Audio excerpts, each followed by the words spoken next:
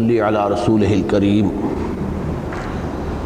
اما بعد فاعوذ باللہ من الشیطان الرجیم بسم اللہ الرحمن الرحیم رب اشرح لی صدری ویسر لی امری واحلل عقدۃ من لسانی یفقہوا قولی۔ ہمارے اس مسلسل درس قرآن کا یہ ہمارا 3 ماہ کے بعد پہلا درس ہو رہا ہے، اس لیے کہ آخری درس 29 اگست کو ہوا تھا اور آج 28 اکتوبر ہے۔ اگرچہ جیسا کہ میں نے کل جمعے میں عرض کیا تھا میری طبیعت ابھی مزمحل ہے، اور مزید ایک یہ سبب بھی سامنے تھا کہ کل اپنے جس عزیز کا نکاح پڑھایا تھا آج اس وقت اس کا ولیمہ ہے، اس میں مجھے شرکت کرنی ہے، تو ان 2 اسباب سے خیال یہ تھا کہ ابھی اس درس کا آغاز نہ کروں۔ یہی وجہ ہے کہ جمعے کے وقت تک میں نے حتمی فیصلہ نہیں کیا تھا، چنانچہ نہ اخبارات کو اعلان بھیجا جا سکا اور نہ ہی یہاں اس مسجد میں اعلان ہو سکا۔ لیکن پھر جمعے کے وقت ہی مجھے یہ احساس ہوا کہ کافی وقفہ پہلے ہی پڑ چکا ہے، تو اب ہمیں مزید اس میں تاخیر نہیں کرنی چاہیے۔ اگر اس طرح کے اسباب کی بنا پر تاخیر کرتے رہے تو یہ ہمارا پہلا جو دورہ ہے درس قرآن کا، اس کی تکمیل کی نوبت جلدی نہیں آ سکے گی۔ بنا بری میں نے فیصلہ کیا۔ ویسے آج کا ہمارا درس ان آیات پر مشتمل ہے جو مطالعہ قرآن حکیم کے اس منتخب نصاب کے بھی ایک درس میں شامل ہیں، جو ہماری اس دعوت قرآنی کی اصل ہے، اساس ہے، بنیاد ہے۔ لہذا اگر کچھ احباب اطلاع نہ ہونے کی وجہ سے آج شریک نہیں ہو سکے تو میں سمجھتا ہوں کہ انہیں کوئی بہت زیادہ نقصان نہیں ہوگا۔ ویسے بھی ہمارے ہاں ٹیپس تیار ہو رہے ہیں، وہ ان ٹیپس کے ذریعے سے اس درس کو سن سکیں گے۔ 29 اگست کو ہم نے سورہ معارج کا آغاز کیا تھا اور سورہ معارج کی 19 آیات کا درس مکمل ہو گیا تھا۔ آج ہمیں اس سے آگے بڑھنا ہے، لیکن جو سلسلہ آیات اب ہیں ان کے لیے ضروری ہے کہ 3 آیات کو ہم پھر شامل کریں، اور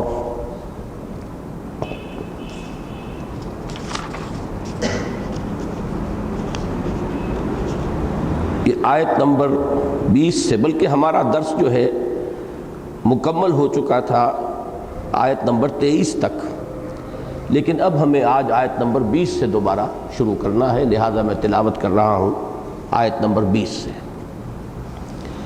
اعوذ باللہ من الشیطان الرجیم بسم اللہ الرحمن الرحیم ان الانسان خلق ہلوعا اذا مسہ الشر جزوعا واذا مسہ الخیر منوعا الا المصلین الذین هم علی صلاتهم دائمون والذین فی اموالہم حق معلوم للسائل والمحروم والذین یصدقون بیوم الدین والذین هم من عذاب ربهم مشفقون ان عذاب ربهم غیر مأمون والذین هم لفروجهم حافظون الا على ازواجهم او ما ملكت ايمانهم فانهم غير ملومين فمن ابتغى وراء ذلك فاولئك هم العادون والذين هم لاماناتهم وعهدهم راعون والذين هم بشهاداتهم قائمون والذین هم علی صلاتهم یحافظون اولئک فی جنات مکرمون۔ صدق اللہ العظیم۔ اللہم ربنا اجعلنا منہم، اللہم ربنا اجعلنا منہم، آمین یا رب العالمین۔ جیسا کہ ابھی میں نے عرض کیا، یہ آیات مطالعہ قرآن حکیم کے منتخب نصاب کے ایک درس میں بھی شامل ہے، اس لیے میں آج اسی کے حوالے سے اپنے درس کا آغاز کر رہا ہوں، بجائے اس کے کہ سورہ معارج کی جن آیات کا ہم مطالعہ کر چکے ہیں ان کے ساتھ اس کے سلسلہ مضمون کو جوڑوں۔ یہ کام میں انشاءاللہ تعالی جب تیسرا درس ہوگا جس پر کہ اس سورہ مبارکہ کی تکمیل ہوگی تو اس وقت میں اس کا اعادہ کروں گا۔ اس وقت اس درس کو سمجھیے اسی مطالعہ قرآن حکیم کے منتخب نصاب کے حوالے سے کہ اس نصاب میں اس کا مقام کیا ہے۔ ہمارا وہ منتخب نصاب آپ میں سے بہت سے حضرات کے علم میں ہے کہ 6 حصوں پر مشتمل ہے۔ پہلے اور آخری 2 حصوں میں یعنی پہلے اور چھٹے جو حصے ہیں ان میں جامع اسباق ہیں۔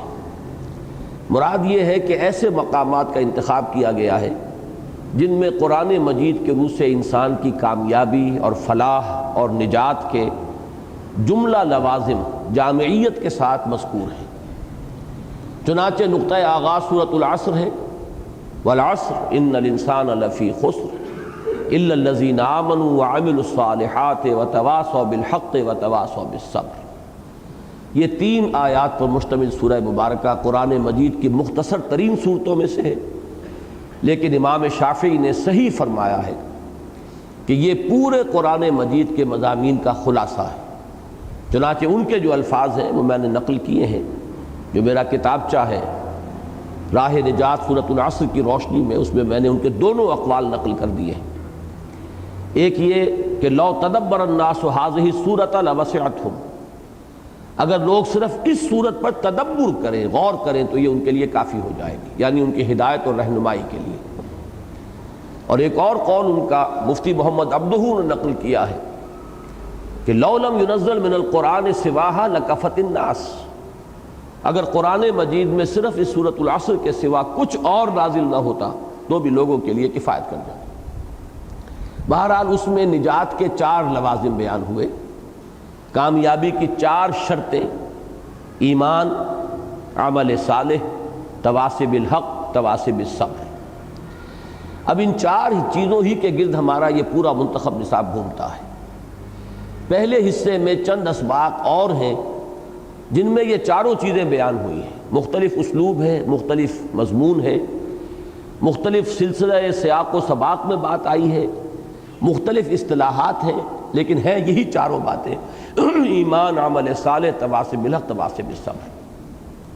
تو پہلا حصہ ایسے جامع اسباق پر مشتمل ہے جو متعدد اسباق ہیں۔ آخری حصہ پھر ایک جامع صورت پر، وہ سورہ حدید ہے۔ سورۃ العصر 3 آیات پر مشتمل ہے، سورہ حدید 29 آیات پر، یعنی سمجھیے کہ تقریباً 10 گنا۔ لیکن یہ ہے کہ وہ سورہ مبارکہ بھی قرآن مجید کی جامع ترین صورتوں میں سے۔ اب جو درمیان میں 4 حصے رہے ان میں سے ایک حصے میں ایمان کے مباحث ہیں۔ ایمان کے اجزاء ترکیبی کیا ہے، ایمان کن کن چیزوں کو ماننے کا نام ہے، ان میں منطقی ترتیب کیا ہے، ایمان کا سنتھسس کیا ہے، ایمان کیسے وجود میں آتا ہے، پھر یہ کہ خاص طور پر ایمان کے کیا نوازم ہیں، کیا نتائج ہیں، کیا ثمرات ہیں، اگر ایمان دل میں پیدا ہو جائے تو اس کا ظہور انسانی شخصیت کے اندر کن کن صورتوں میں ہوگا، اور پھر خاص طور پر ایمان بالآخرہ پر سورہ قیامہ۔ یہ متعدد اسباق ہیں کہ جو سورۃ العصر میں جو پہلی شرط بیان ہوئی ہے نجات کی، اس سے بحث کرتی ہیں، یعنی ایمان۔ اس کے بعد جو تیسرا حصہ ہے اس میں اب عمل صالح کی شرح ہے، اس لیے کہ یہ دوسری شرط لازم ہے نجات کی، ازرو سورۃ العصر الا الذین آمنوا وعملوا الصالحات۔ اب اس عمل صالح سے مراد کیا ہے، اس کو ہم نے کئی درجوں میں تقسیم کیا۔ سب سے پہلے انفرادی سیرت و کردار، قرآن مجید کا انسان مطلوب کیسا ہوتا ہے، اس میں کیا اوصاف ہونے چاہیے، اس کو بھی 2 حصوں میں، کہ اس انسان کی سیرت و کردار کی تعمیر کی اساسات کیا ہے، کن بنیادوں پر یہ عمارت کھڑی ہوتی ہے، اور نمبر 2 یہ کہ ایک پوری طرح تعمیر شدہ شخصیت جو ہے، اللہ کو جو پسندیدہ انسان ہے، عباد الرحمن، اللہ کے بندے، محبوب بندے، پسندیدہ بندے، تو جیسے ایک عمارت تعمیر ہو جاتی ہے تو پھر اس میں نقش و نگار ہوتے ہیں، آرکیٹیکچرل بیوٹی کا اہتمام کیا جاتا ہے، تو ایک پوری طرح فنشڈ اور تیار مکمل انسانی شخصیت جو اللہ کو پسند ہے، اس کے خد و خال کیا ہے۔ تو انفرادی سیرت کو بھی 2 حصوں میں اس میں لیا گیا۔ پھر یہ کہ اجتماعیت کی طرف پہلا قدم ہے خاندان، تو مسلمانوں کی عائلی زندگی کیسی ہونی چاہیے، اس کے بعد خاندانوں سے مل کر معاشرہ وجود میں آتا ہے، تو اسلام کن معاشرتی محاسن اور خوبیوں کو رواج دینا چاہتا ہے، اور وہ سوشل ایونز کا کیا تصور ہے اسلام کے نزدیک جنہیں وہ ختم کرنا چاہتا ہے۔ اس سے آگے بڑھ کر ریاست، مملکت، حکومت، ملت کے مسائل، تو یہ ہے جو ہم نے درجہ بندی کی ہے تیسرے حصے میں عمل صالح کی تشریح۔ اس کے بعد 2 حصے جو مزید رہ گئے، چوتھا اور پانچواں، تو اس میں سے چوتھے حصے میں تواصی بالحق کے ضمن میں مزید مضامین، اسی میں جہاد اور قتال اور اعلاء کلمت الحق، اظہار دین الحق، یہ تمام مضامین آتے ہیں۔ اور پھر تواصی بالصبر، اس میں وہ مقامات خاص طور پر جن میں مسلمانوں کو صبر اور مصابرت پر ابھارا گیا ہے۔ تو اس طرح یہ منتخب نصاب یوں کہا جا سکتا ہے کہ سورۃ العصر ہی کی شرح پر مشتمل ہے۔ اس میں جو بات میں نے عرض کی کہ درمیان میں جو تیسرا حصہ ہے، اس کا جو پہلا سبق ہے کہ انسانی شخصیت اور سیرت و کردار کی تعمیر کی اساسات کیا ہیں، بنیادیں کیا ہیں، فاؤنڈیشنز کون سی ہیں جن پر کہ وہ سیرت تعمیر ہوگی جو اللہ کو مطلوب ہے، پسند ہے، یعنی اسلام کا یا قرآن کا انسان مطلوب اس شخصیت کی تعمیر کی بنیادیں کیا ہیں۔ یہ جو ہمارا سبق ہے اس میں 2 مقامات قرآن مجید کے شامل ہیں۔ ایک سورہ مومنون کی ابتدائی 11 آیات، 1 تا 11۔ میں نے آج مغرب میں پہلی رکعت میں وہی سورہ مومنون کی 18ویں پارے کی، چونکہ سورہ مومنون ہی سے 18واں پارہ شروع ہو رہا ہے، تو چاہے آپ 18ویں پارے کی پہلی 11 آیتیں کہہ لیں اور چاہے سورہ مومنون کی پہلی 11 آیات کہہ لیں، بات ایک ہی ہے۔ ان میں وہ اساسات جو ہے تعمیر شخصیت کے لیے، اسلامی سیرت کی تعمیر کے لیے، وہ سورہ مومنون میں آئیں، اور دوسرا مقام یہ ہے سورہ معارج۔ اس میں یہ آیات ذرا قدرے زیادہ ہیں تعداد کے اعتبار سے، لیکن مجرد تلاوت سے ظاہر ہو جاتا ہے کہ ان میں بڑی مشابہت ہے، مضامین بہت ایک دوسرے سے مناسبت رکھنے والے، مشابہت رکھنے والے ہیں۔ اور یہ در حقیقت ایک بہت نمایاں مثال ہے اس بات کی کہ القرآن یفسر بعضہ بعضا، قرآن مجید کا ایک حصہ دوسرے حصے کی تشریح کرتا ہے۔ قرآن مجید خود اپنا تعارف کراتا ہے ایک مقام پر، کتابا متشابہا مثانیہ، یہ ایک ایسی کتاب ہے جس کے مضامین ملتے جلتے ہیں اور بار بار دہرا کر آتے ہیں۔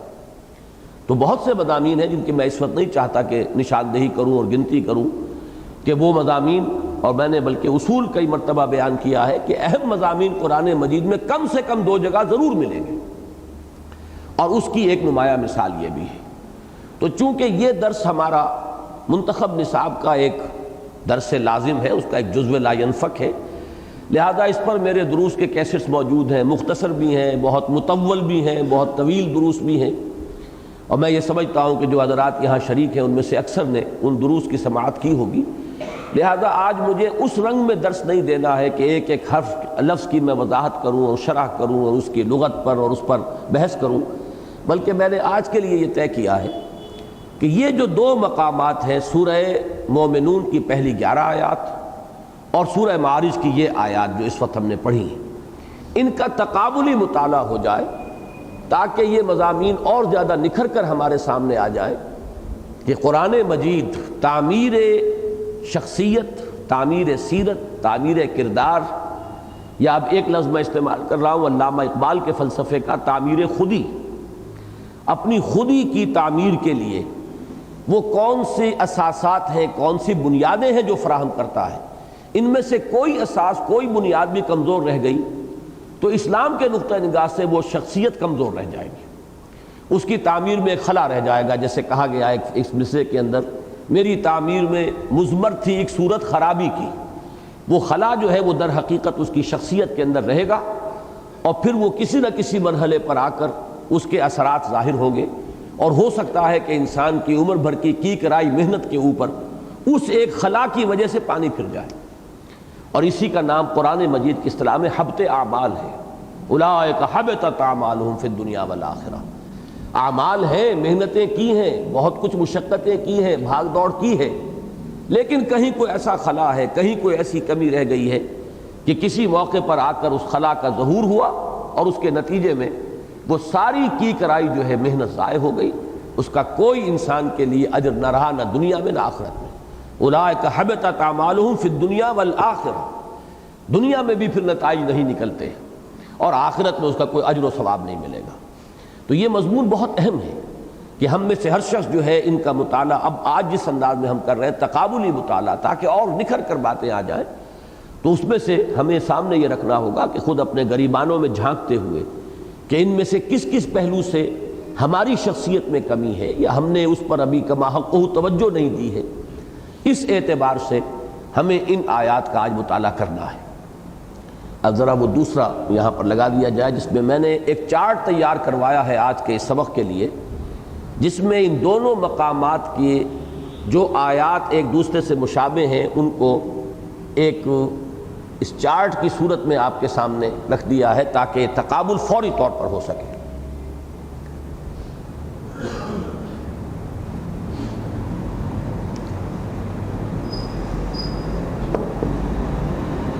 یہ ایک طرف اب پورا نہ کرو، ٹھیک ہے، ایک طرف یہ داہنی طرف یہ سورہ مومنون کی آیات چل رہی ہیں اوپر سے سلسلے وار، اور بائیں خانے میں سورہ معارج کی آیات جن کی ابھی تلاوت کی گئی ہے وہ چل رہی ہیں۔ درمیان میں کہیں کہیں خلا اس لیے ہے کہ وہ مضمون ایک جگہ پر ہے دوسری جگہ پر نہیں ہے، اس کو خلا کی شکل میں دیا گیا ہے، اگرچہ اس میں بھی ایک بہت اہم نقطہ ہے جو سامنے آئے گا، اور وہ در حقیقت ایک بہت اہم مثال ہوگی اس کی کہ القرآن یفسر بعضہ بعضا، قرآن مجید کا ایک حصہ دوسرے حصے کی شرح کرتا ہے۔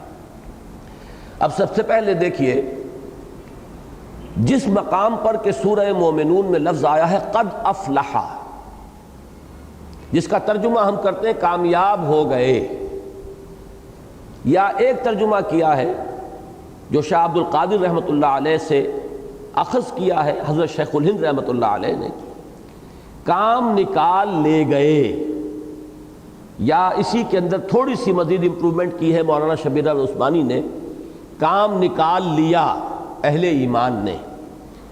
اس کے مقابلے میں جو آیات کس درس کی ہیں وہ ذرا اب ان پر توجہ کیجئے۔ ان الانسان خلق ہلوعا، یقیناً انسان بڑا تھڑ دلا پیدا کیا گیا ہے۔ ان آیات پر بحث پچھلے درس میں ہو چکی ہے، لیکن اس وقت مجھے تازہ کرنا پڑے گا اس کو، اس لیے کہ اب یہ ہمارے آج کے درس کا انٹیگرل پارٹ ہے، جزو لا ینفک ہے۔ یقیناً انسان بڑا تھڑ دلا پیدا کیا گیا۔ ہلوعا کی اہل لغت جو شرح کرتے ہیں کہ وہ شخص، یہ کیا ہے کہ جو شخص کے نالا و شیون فریاد اس میں بہت ہی جزع و فضا کرے، بہت ہی زیادہ بے صبری کا اظہار کرے، یہ در حقیقت بالمقابل ہے صبر اور تحمل کے۔ تکلیف آئی ہے جھیلیے، برداشت، یہ تحمل، حمل سے یہ باب تفاعل بنا ہے، اپنے اوپر بوجھ لینا، یہ نہیں کہ ذرا تکلیف آئی ہے تو جزع فضا اور شور ہنگامہ اور نالا اور فریاد اور جو بھی بین ہو رہا ہے، تو وہ کیفیت جو ہے وہ ہے ہلوع، تھڑ دلا۔ اور وہ شخص کہ جو جھیلتا ہے، برداشت کرتا ہے، جس کا ظرف جو ہے وہ وسیع ہے، متحمل مزاج انسان ہے، فوراً ریئیکٹ نہیں کرتا ہے، کسی نے گالی دی ہے تو جواباً گالی نہیں دیتا، جھیلتا ہے، برداشت کرتا ہے، کوئی قدم اٹھاتا بھی ہے تو سوچ سمجھ کر اٹھاتا ہے۔ اس کے بالمقابل ہے ہلوع۔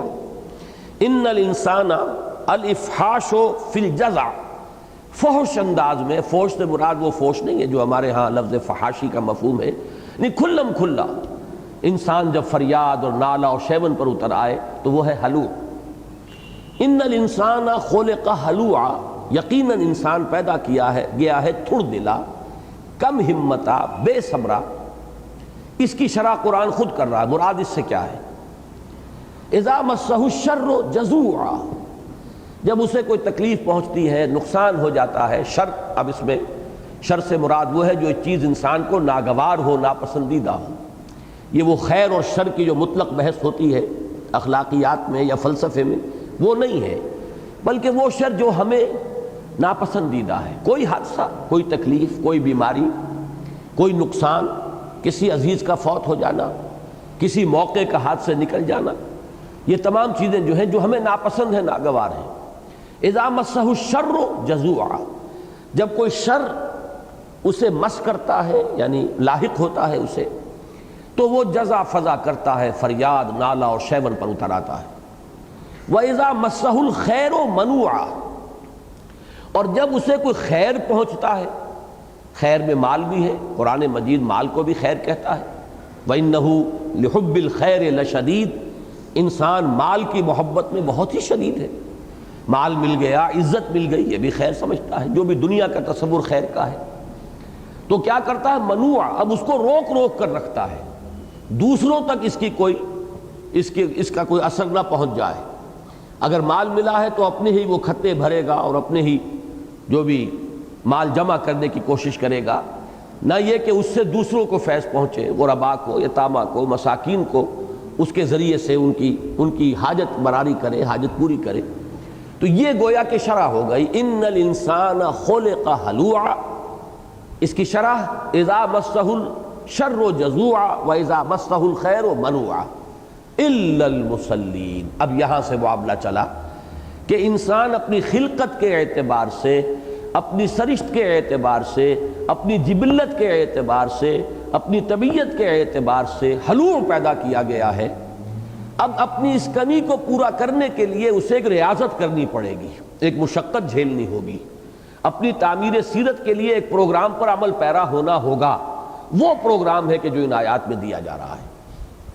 یہاں ایک مسئلہ جو بہت اہم ہے قرآن کے فلسفے کے اعتبار سے، اور اس پر مجھے اچھی طرح یاد ہے کہ میں تفصیلی بحث کر چکا ہوں، وہ یہ ہے کہ جو حضرات انسان کا جو روحانی وجود ہے اس کے جداگانہ تشخص کو نہیں مانتے، ان کے لیے ایک بہت بڑا سوالیہ نشان ہے کہ قرآن مجید میں تو تضاد ہے۔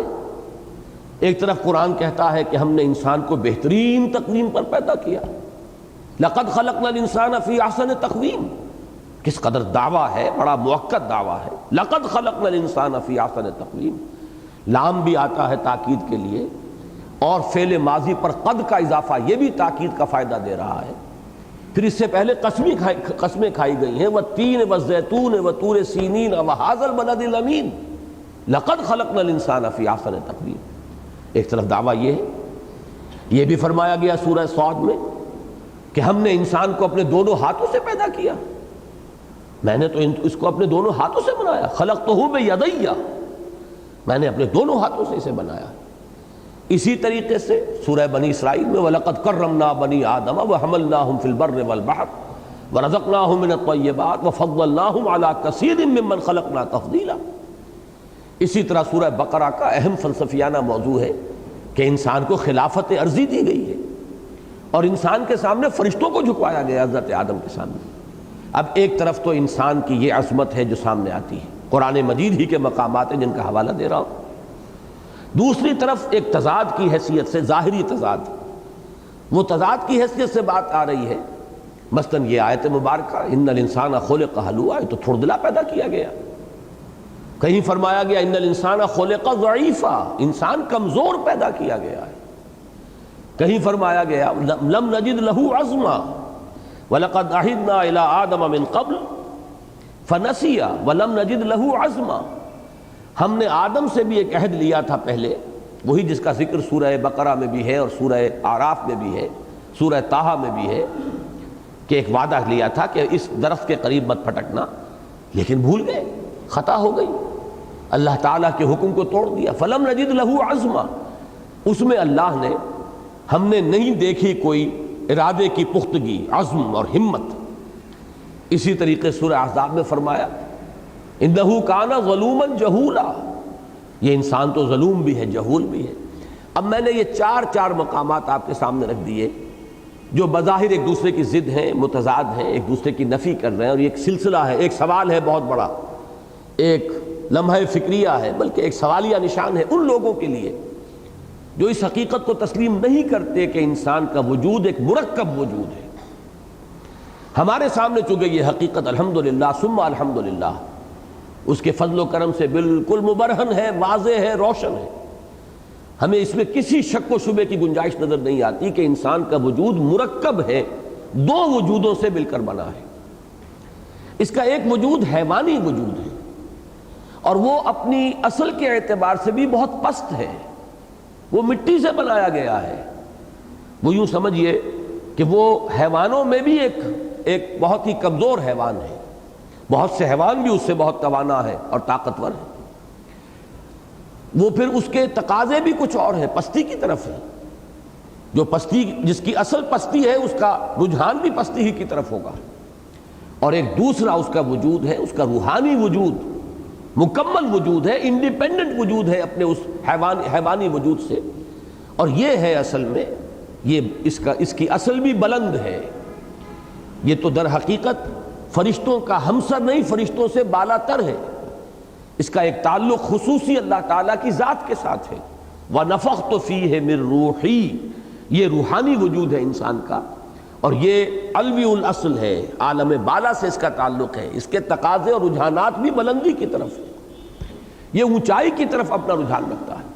یہ دو وجود ہیں انسان کے اندر، ایک اس کا حیوانی وجود، ایک اس کا روحانی وجود۔ حیوانی وجود کے اعتبار سے یہ تھوڑ دلا بھی ہے، ان الانسان خلق ہلوعا، یہ کمزور بھی ہے، ان الانسان خلق ضعیفا، یہ ظلوم اور جہول بھی ہے، اور اس کے بارے میں لم نجد لہ عزما بالکل درست ہوگا۔ لیکن اس روحانی وجود کے اعتبار سے اشرف المخلوقات بھی ہے، یہی ہے کہ جو مسجود ملائک بھی ہے، یہی ہے کہ جس کے بارے میں فرمایا گیا کہ خلقتہ بیدی، میں نے اپنے دونوں ہاتھوں سے بنایا۔ البتہ جب ان دونوں چیزوں کو ملا دیا گیا ہے تو جن لوگوں کا وہ روحانی وجود عدم توجہی کا شکار ہو گیا، ان کی ادھر توجہ ہی نہیں، ادھر ان کا میلان ہی نہیں، اس کی طرف ان کی کوئی توجہ نہیں، تو وہ کمزور پڑتا چلا جاتا ہے اور حیوانی وجود غالب آ جاتا ہے، اور انسان ایک حیوان بن کر رہ جاتا ہے۔ کوئی فرق انسان میں اور حیوان میں نہیں رہتا۔ اسی کو قرآن کہتا ہے ثم رددناہ اسفل سافلین، پھر ہم نے اسے گرا دیا، لوٹا دیا نچلوں میں سب سے نیچے۔ البتہ جو اپنے اس روحانی وجود کی تقویت اور تغذیے کا سامان کر لیں، جو اس پر توجہ منعطف کریں، مرتکز کریں، وہ لوگ ہیں کہ جو پھر حقیقتاً انسان کہلانے کے وہ مستحق ہوں گے، اور وہ لوگ ہیں کہ جن کے بارے میں کہا جائے گا کہ انہوں نے اپنی شخصیت کی تعمیر کر لی ہے، انہوں نے اپنی سیرت و کردار کو بنا لیا ہے۔ اسی کو علامہ اقبال کہتے ہیں تعمیر خودی۔ در حقیقت جسے ہم روحانی وجود کہتے ہیں، فلسفہ اسی کو سیلف یا خودی سے تعبیر کرتا ہے۔ میں سے مراد کیا ہے؟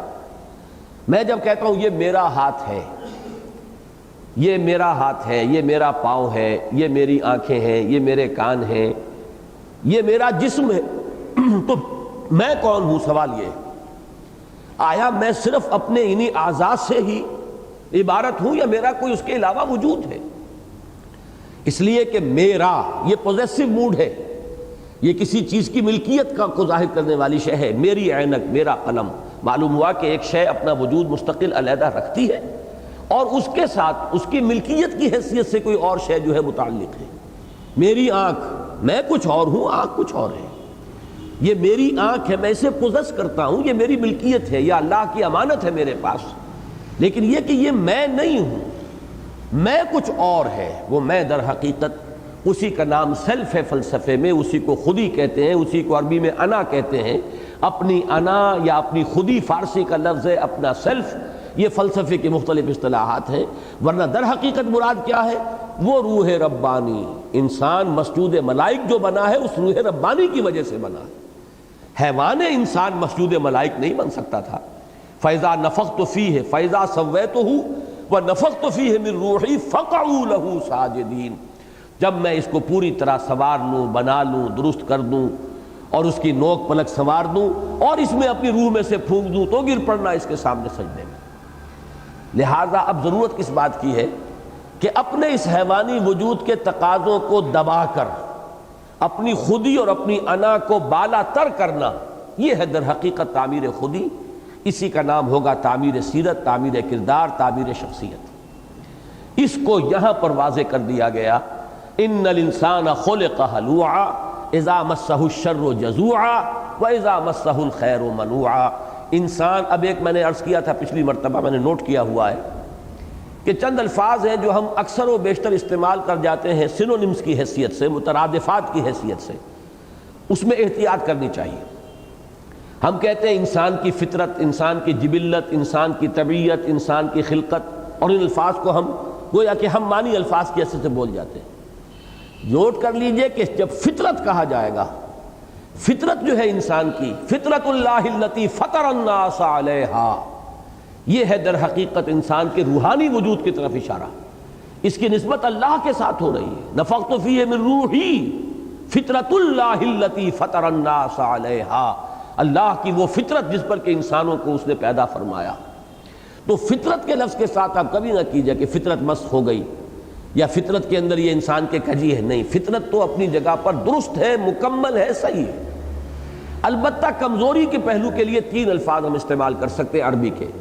انسان اپنی خلقت کے اعتبار سے کمزور ہے، انسان اپنی طبیعت کے اعتبار سے کمزور ہے، انسان اپنی خلقت، طبیعت اور جبلت، جبلت جو ہے یہ حیوانوں کے لیے لفظ استعمال ہوتا ہے، حیوانی جبلت ہے، تو جبلت کا لفظ بھی استعمال ہو سکتا ہے جہاں کہیں کمزوری کا پہلو اور ضم کا پہلو آ رہا ہو، وہاں آپ خلقت کا لفظ لائیں، جبلت کا لفظ لائیں یا طبیعت کا لفظ لائیں، لیکن فطرت کے لفظ کے ساتھ کوئی بھی ضم کا لفظ، کوئی بھی کمزوری کا پہلو جو ہے اس کی مناسبت قائم نہ کریں۔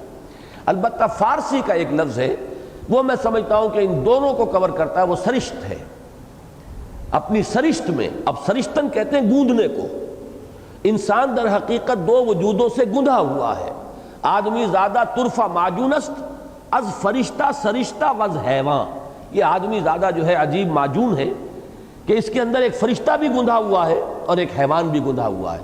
تو سرشتن جو ہے فارسی کا مادہ، اس کے معنی گوندھ دینا، ملا دینا، یہ لفظ جو ہے دونوں پر اطلاق ہو سکتا ہے اس کا، لیکن عربی کے الفاظ فطرت یہ انسان کی اس اعلیٰ شخصیت کا پہلو، اس کی رفعت، اس کا جو بلند پہلو ہے، لقد خلقنا الانسان فی احسن تقویم، اس کی طرف اشارہ کرنا ہو تو لفظ فطرت آنا چاہیے۔ اور جہاں انسان کے جو حیوانی وجود کی کمزوریاں ہیں جو خود قرآن گنوا رہا ہے، خلق الانسان ہلوعا اور خلق الانسان ضعیفا، اور انسان جو ہے اس کے اندر عزم نہیں رہا، ارادہ نہیں رہا، پختگی نہیں ہے، ظلوم ہے، جہول ہے، یہ در حقیقت انسانی طبیعت یا انسانی خلقت یا انسانی جبلت کی طرف اس کی نسبت ہوگی۔ اب تیسری بات یہ سمجھیے، یہ ہمارا پورا فلسفہ جو ہے سورہ حشر کی آخری رکوع کی آیت کے حوالے سے بیان ہو چکا ہے اور بارہا بیان ہوا ہے۔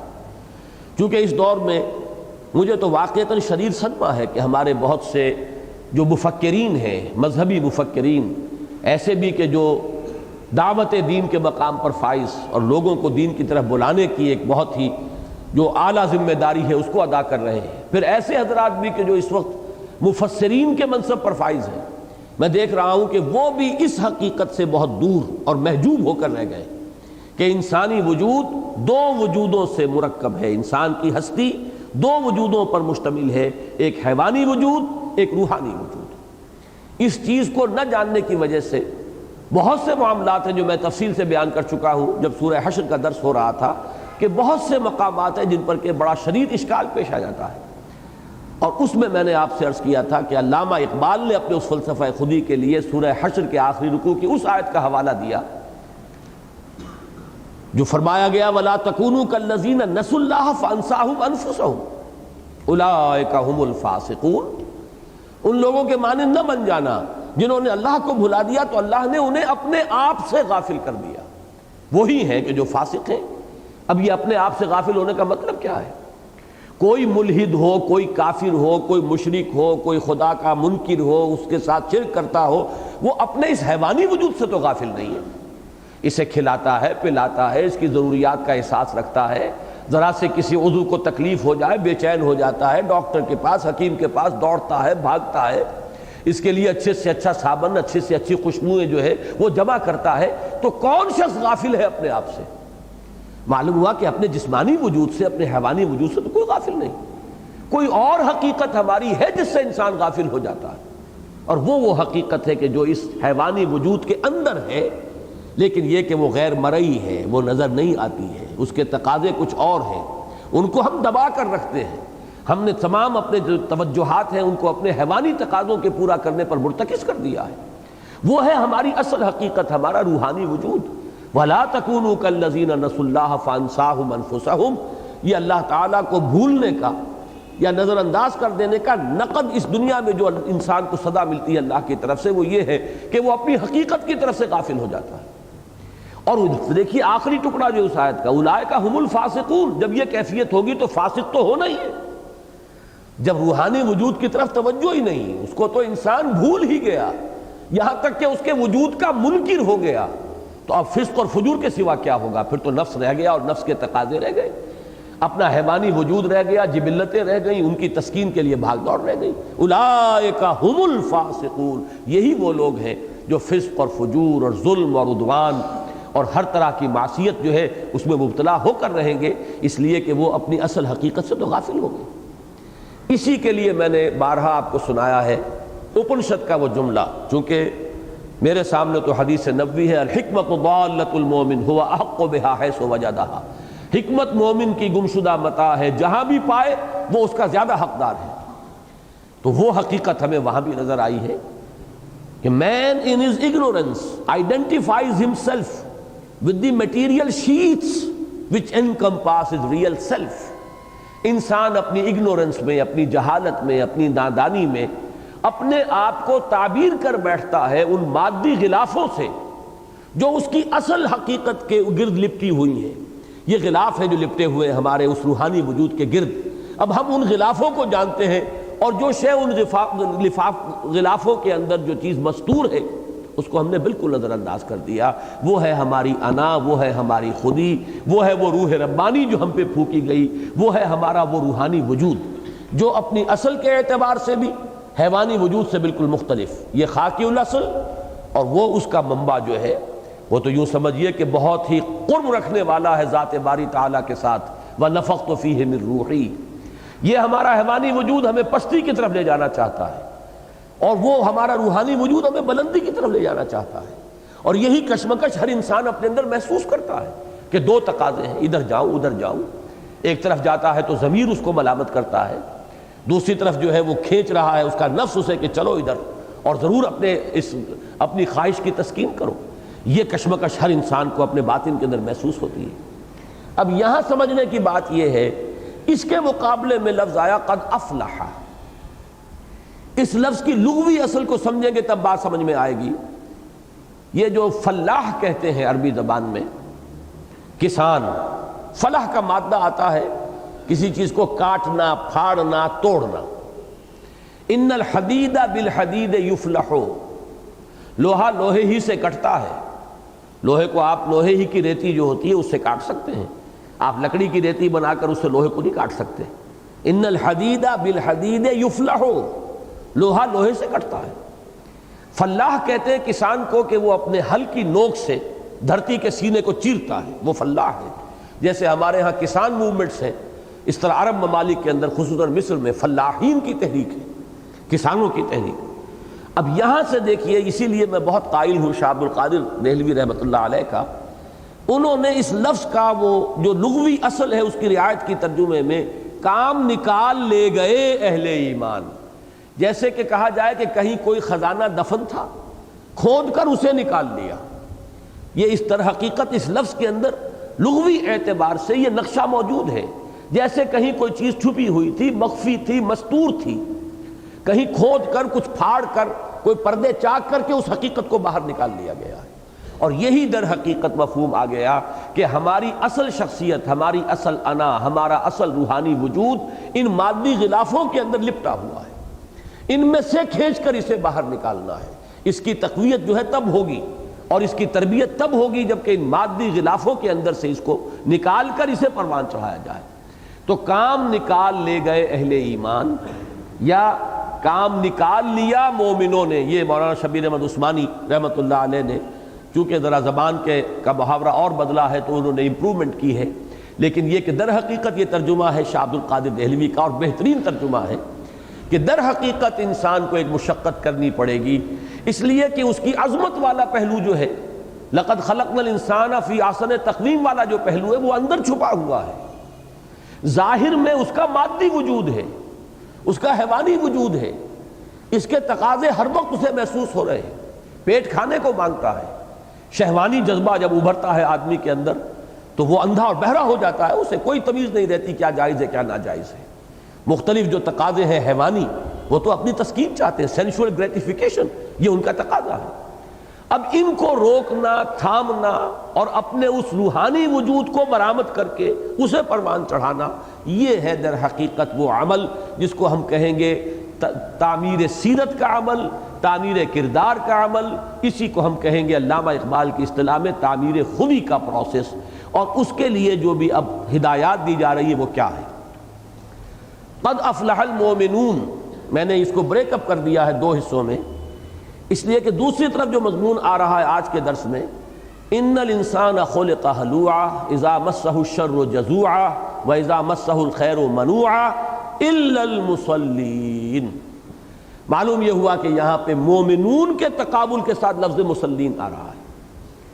اس سے آپ کے سامنے اہمیت آئے گی، آگے چل کر وہ مزید اجاگر ہو جائے گی وہ حقیقت کہ تعمیر سیرت کے اس پروگرام میں، تعمیر خودی کے اس پروگرام میں سب سے اہم شے ہے نماز۔ چنانچہ دونوں مقامات پر آغاز میں بھی نماز کا ذکر ہے، اختتام پر بھی نماز کا ذکر ہے۔ الذین هم فی صلاتہم خاشعون، الذین ہم علی صلاتہم دائمون، یہاں سے بات شروع ہوئی، اور جب ہم آخر میں پہنچیں گے تو دونوں جو ٹکڑے ایک دوسرے کے مقابل آئیں گے۔ والذین ہم علی صلواتہم یحافظون، یہ سورہ مومنون میں، والذین ہم علی صلاتہم یحافظون یہ سورہ معارج میں۔ معلوم ہوا اول بھی نماز، آخر بھی نماز۔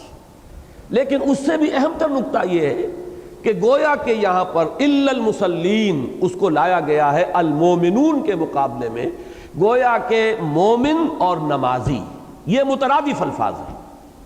نماز کی اہمیت اس دین میں اس درجے ہے کہ مومن کو نمازی کہہ دیا جائے تو گویا کہ وہ پوری حقیقت جو ہے اس کی، وہ تعبیر اس کی ہو جائے گی، یہ مکمل نمائندگی کرے گی اس کی شخصیت کی کہ وہ شخص جو نمازی ہے۔ الا المصلین، نماز ادا کرنے والے، نماز پڑھنے والے۔ تو معلوم یہ ہوا کہ تعمیر سیرت کے اس پروگرام میں جو قرآن ہمیں دے رہا ہے، دوسرے فلسفے اور ہوں گے، اپنے اپنے نظریات ہیں، تعبیر سیرت کے لیے اپنے اپنے پروگرام ہیں۔ قرآن جو پروگرام دے رہا ہے اس میں اولاً تو یہ محسوس ہوتا ہے کہ اس پورے پروگرام کا احاطہ کرتی ہے نماز، آغاز بھی نماز، اختتام بھی نماز۔ اور اس سے بھی زیادہ اہم نقطہ یہ ہے کہ ان دونوں مقامات کا جب تقابل ہم نے کیا تو المومنون اور المصلین یہ گویا کہ مترادف ہے، ہم معنی۔ اب اس کو سمجھیے، نماز کے سلسلے میں اس کے علاوہ یہاں پہ جو 4 آیات آئیں، 2 سورہ مومنون میں، 2 یہاں۔ سورہ مومنون میں فرمایا ابتدا میں الذین ہم فی صلاتہم خاشعون، سورہ معارج میں فرمایا الذین ہم علی صلاتہم دائمون، سورہ مومنون میں اختتام پر فرمایا والذین ہم علی صلواتہم یحافظون، سورہ معارج میں فرمایا والذین ہم علی صلاتہم یحافظون۔ کوئی فرق نہیں ہے سوائے اس کے کہ وہاں جمع کا صیغہ ہے صلواتہم، اور سورہ معارج جو ہم پڑھ رہے ہیں اس میں واحد کا صیغہ ہے۔ اس سے ایک اور بات کی طرف اب رہنمائی مل رہی ہے کہ نماز کے بھی 2 پہلو ہیں، ایک ہے نماز کا ظاہر، اس کا نظام، اس کی تمام شرائط، اس کی اجتماعی صورت، اور ایک ہے اس کی باطنی کیفیت، خشوع اور خضوع۔ اگرچہ مطلوب دونوں ہیں، لیکن ان دونوں مقامات کے تقابلی مطالعے سے معلوم ہوتا ہے کہ زیادہ اہم پہلو جو ہے وہ نماز کی مداومت کا ہے، نماز کی محافظت کا ہے، نماز کے اس پورے نظام کو جو ہے قائم کرنے کا ہے۔ یہ جو پہلو یہاں پر، اس لیے کہ جس اعتبار سے بھی ایمفیسس قرآن دے رہا ہے، آبجیکٹیولی اگر اسے دیکھیں گے، خشوع کا ذکر صرف سورہ مومنون میں آ رہا ہے۔ اس کے مقابلے میں سورہ معارج میں بھی آیا دائمون، مداومت کرتے ہیں، وہ لوگ جو اپنی نماز پر مداومت کرتے ہیں۔ اور اختتام پر دونوں جگہ پر محافظت کا لفظ آیا ہے، والذین ہم علی صلواتہم یحافظون والذین ہم علی صلاتہم یحافظون۔ معلوم ہوا محافظت، مداومت، پابندی، ہمیشگی، پوری حفاظت کرنا، اس کے پورے نظام کو کس کر قائم کرنا، یہ گویا کہ کہیں زیادہ اہم ہے بنسبت اس کے خشوع کے۔ اگرچہ وہ اس کی جان ہے، اس کی روح ہے، لیکن میں ان دونوں مقامات کے تقابل سے جو نتیجہ نکل رہا ہے وہ آپ کے سامنے رکھ رہا ہوں۔ واقعہ یہ ہے کہ اسلامی معاشرے کی تنظیم اور تشکیل، انسانی اسلامی اجتماعیت، کوئی جماعت ہو، کوئی ادارہ ہو، اس کے اندر مرکزی جب تک کہ اس کا محور جو ہے وہ نماز کا نظام نہیں ہوگا، وہ در حقیقت اسلامی نہیں کہلائے گا وہ معاملہ۔ اس میں چاہے اور کوئی خوبیاں ہوں، کوئی اور اس کے اندر آپ اعلیٰ سے اعلیٰ چیزیں پیدا کر لیں، لیکن اسلامی معاشرہ، اسلامی اجتماعیت، اسلامی جماعتی زندگی، اس کا مرکز و محور ہونا چاہیے نماز کا۔ اور نماز بھی وہ دیکھیے ان چاروں مقامات پر اقامت صلاۃ کا لفظ نہیں آیا ہے، اس لیے کہ یہ مکی صورتیں ہیں اور مکہ کے دور کے وسطی زمانے کی صورتیں ہیں۔ اقامت کا لفظ در حقیقت اسی حقیقت کو تعبیر کرنے کے لیے بعد میں استعمال کیا گیا، وہ اصطلاح بن گیا، نماز قائم کرو، اقیم الصلاۃ۔ ہمیشہ جو لفظ آیا اقیم الصلاۃ، صرف نماز ادا کرنا نہیں ہے، نماز پڑھ لینا نہیں ہے، نماز کا نظام، انسان اپنی زندگی کے معمولات کو جکڑ لے اس نماز کے نظام کے ساتھ، تمام معمولات جو ہیں وہ اس کے حوالے سے طے ہو۔ اگر کوئی دینی ادارہ ہے تو اس کا پورا پروگرام جو ہے، اس کا ٹائم ٹیبل جو ہے وہ نماز کے حوالے سے معین ہو رہا ہو، اس کے اوقات کار کا تعین نماز کے حوالے سے ہو رہا ہو، انسان کے تمام جتنی بھی مصروفیات ہیں ان میں اس کو مرکزی اہمیت حاصل ہو جائے، پھر وہ ایک اجتماعی شکل کے اندر معلوم ہو کہ پوری اجتماعیت کے اندر، پورے اس جماعتی زندگی کے اندر، پورے معاشرے کے اندر اہم ترین شے یہ اقامت صلاۃ ہے۔ تو یہ تعمیر سیرت، اگرچہ اس کا مطلب یہ نہ لیجیے گا جس کو کہا جاتا ہے کہ ہر جگہ پر مفہوم مخالف جو ہے اس کو لینا مناسب نہیں ہوتا، میں اس وقت خشوع کی کمی بیان نہیں کر رہا ہوں، خشوع انتہائی اہم ہے، نماز کی اصل روح وہ ہے، لیکن غور کیجیے گا کہ وہ در حقیقت انسان کے اپنے ہی ایک انفرادی جو پہلو ہے اسی سے متعلق ہے خشوع، جبکہ یہ جو اقامت ہے، مداومت ہے، محافظت ہے، یہ صرف اس کے ذاتی شخصیت سے متعلق نہیں ہے، بلکہ اسی سے اسلامی معاشرہ اور اسلامی اجتماعیت کا پورا ہیولہ جو ہے وہ اس کی بنیاد پر کھڑا ہوتا ہے۔ باقی یہ کہ نماز کی روح جو ہے خشوع ہے، خشوع کے معنی جھکاؤ، خاشعین جو جھکے ہوئے ہیں، جن کے دل جھکے ہوئے ہیں۔ نماز میں چونکہ آپ کو معلوم ہے کہ تدریجاً انسان کے اندر جھکاؤ بڑھتا ہے۔ سورہ حج کی جو آخری آیت ہے، یا ایھا الذین آمنوا ارکعوا واسجدوا واعبدوا ربکم، اہل ایمان رکوع کرو پھر سجدہ کرو، یہ گویا کہ تدریجاً جھک رہا ہے انسان، پہلے کھڑا ہے تو کھڑے ہوئے بھی قنوت جسے کہتے ہیں اس کے اندر جھکاؤ کی ایک کیفیت ہوتی ہے، سینہ تان کر یوں کھڑا ہونا جو ہے، یہ ہمارے بعض اہل حدیث حضرات نے جو غلو کیا ہے بعض چیزوں کے اندر، نتیجہ یہ نکلتا ہے یہاں ہاتھ باندھنے کے لیے وہ پھر اس طرح سے اکڑنا پڑتا ہے، انہیں کہ معلوم ہوتا ہے جھکاؤ کی کیفیت نہیں ہو سکتی، حالانکہ اس کی اصل روح جو ہے اس کا جھکاؤ، یہاں باندھے ہاتھ، تب بھی یہ کہ یہ تو ایک مسئلہ ہو گیا مسلک کا، لیکن کیفیت جھکاؤ کی نظر آئے، یہ نہ ہو کہ اس طریقے سے وہ جو سینہ باہر کو نکلا ہوا ہے اور تنے ہوئے کھڑے ہیں، بلکہ قنوت کے اندر بھی ایک طرح کا جھکاؤ ہوگا۔ اس کے بعد مزید جھکیں گے، یہ رکوع ہے، پھر مزید جھکیں گے، گویا کہ جھکنے کا عمل انتہا کو پہنچ گیا سجدے میں۔ اسی لیے فرمایا گیا ہے کہ اقرب ما یکون العبد الی اللہ فی السجود، قریب ترین جو بندہ ہوتا ہے اپنے رب سے وہ سجدے میں ہوتا ہے۔ لیکن یہ کہ یہ ہے جھکاؤ ظاہری، جسم کا جھکاؤ، چاہے قنوت میں ہے، چاہے رکوع میں ہے، چاہے سجود میں ہے، لیکن یہ کہ اصل مطلوب کیا ہے کہ دل بھی جھکا ہوا ہو، آپ کا پورا باطنی وجود جھکا ہوا ہو، آپ کی پوری شخصیت جھک رہی ہو، صرف آپ کا جسم نہ جھک رہا ہو بلکہ آپ کا پورا باطنی وجود جو ہے اللہ کے سامنے جھکتا چلا جائے، یہ ہے خشوع کی اصل کیفیت۔ تو بہرحال میں اس وقت چونکہ اب نماز کی اہمیت، نماز کے لفظی معنی، اس پر میں بحث نہیں کر رہا، اس لیے کہ وہ تو پھر اسی ایک موضوع پر درس ہو کر رہ جائے گا۔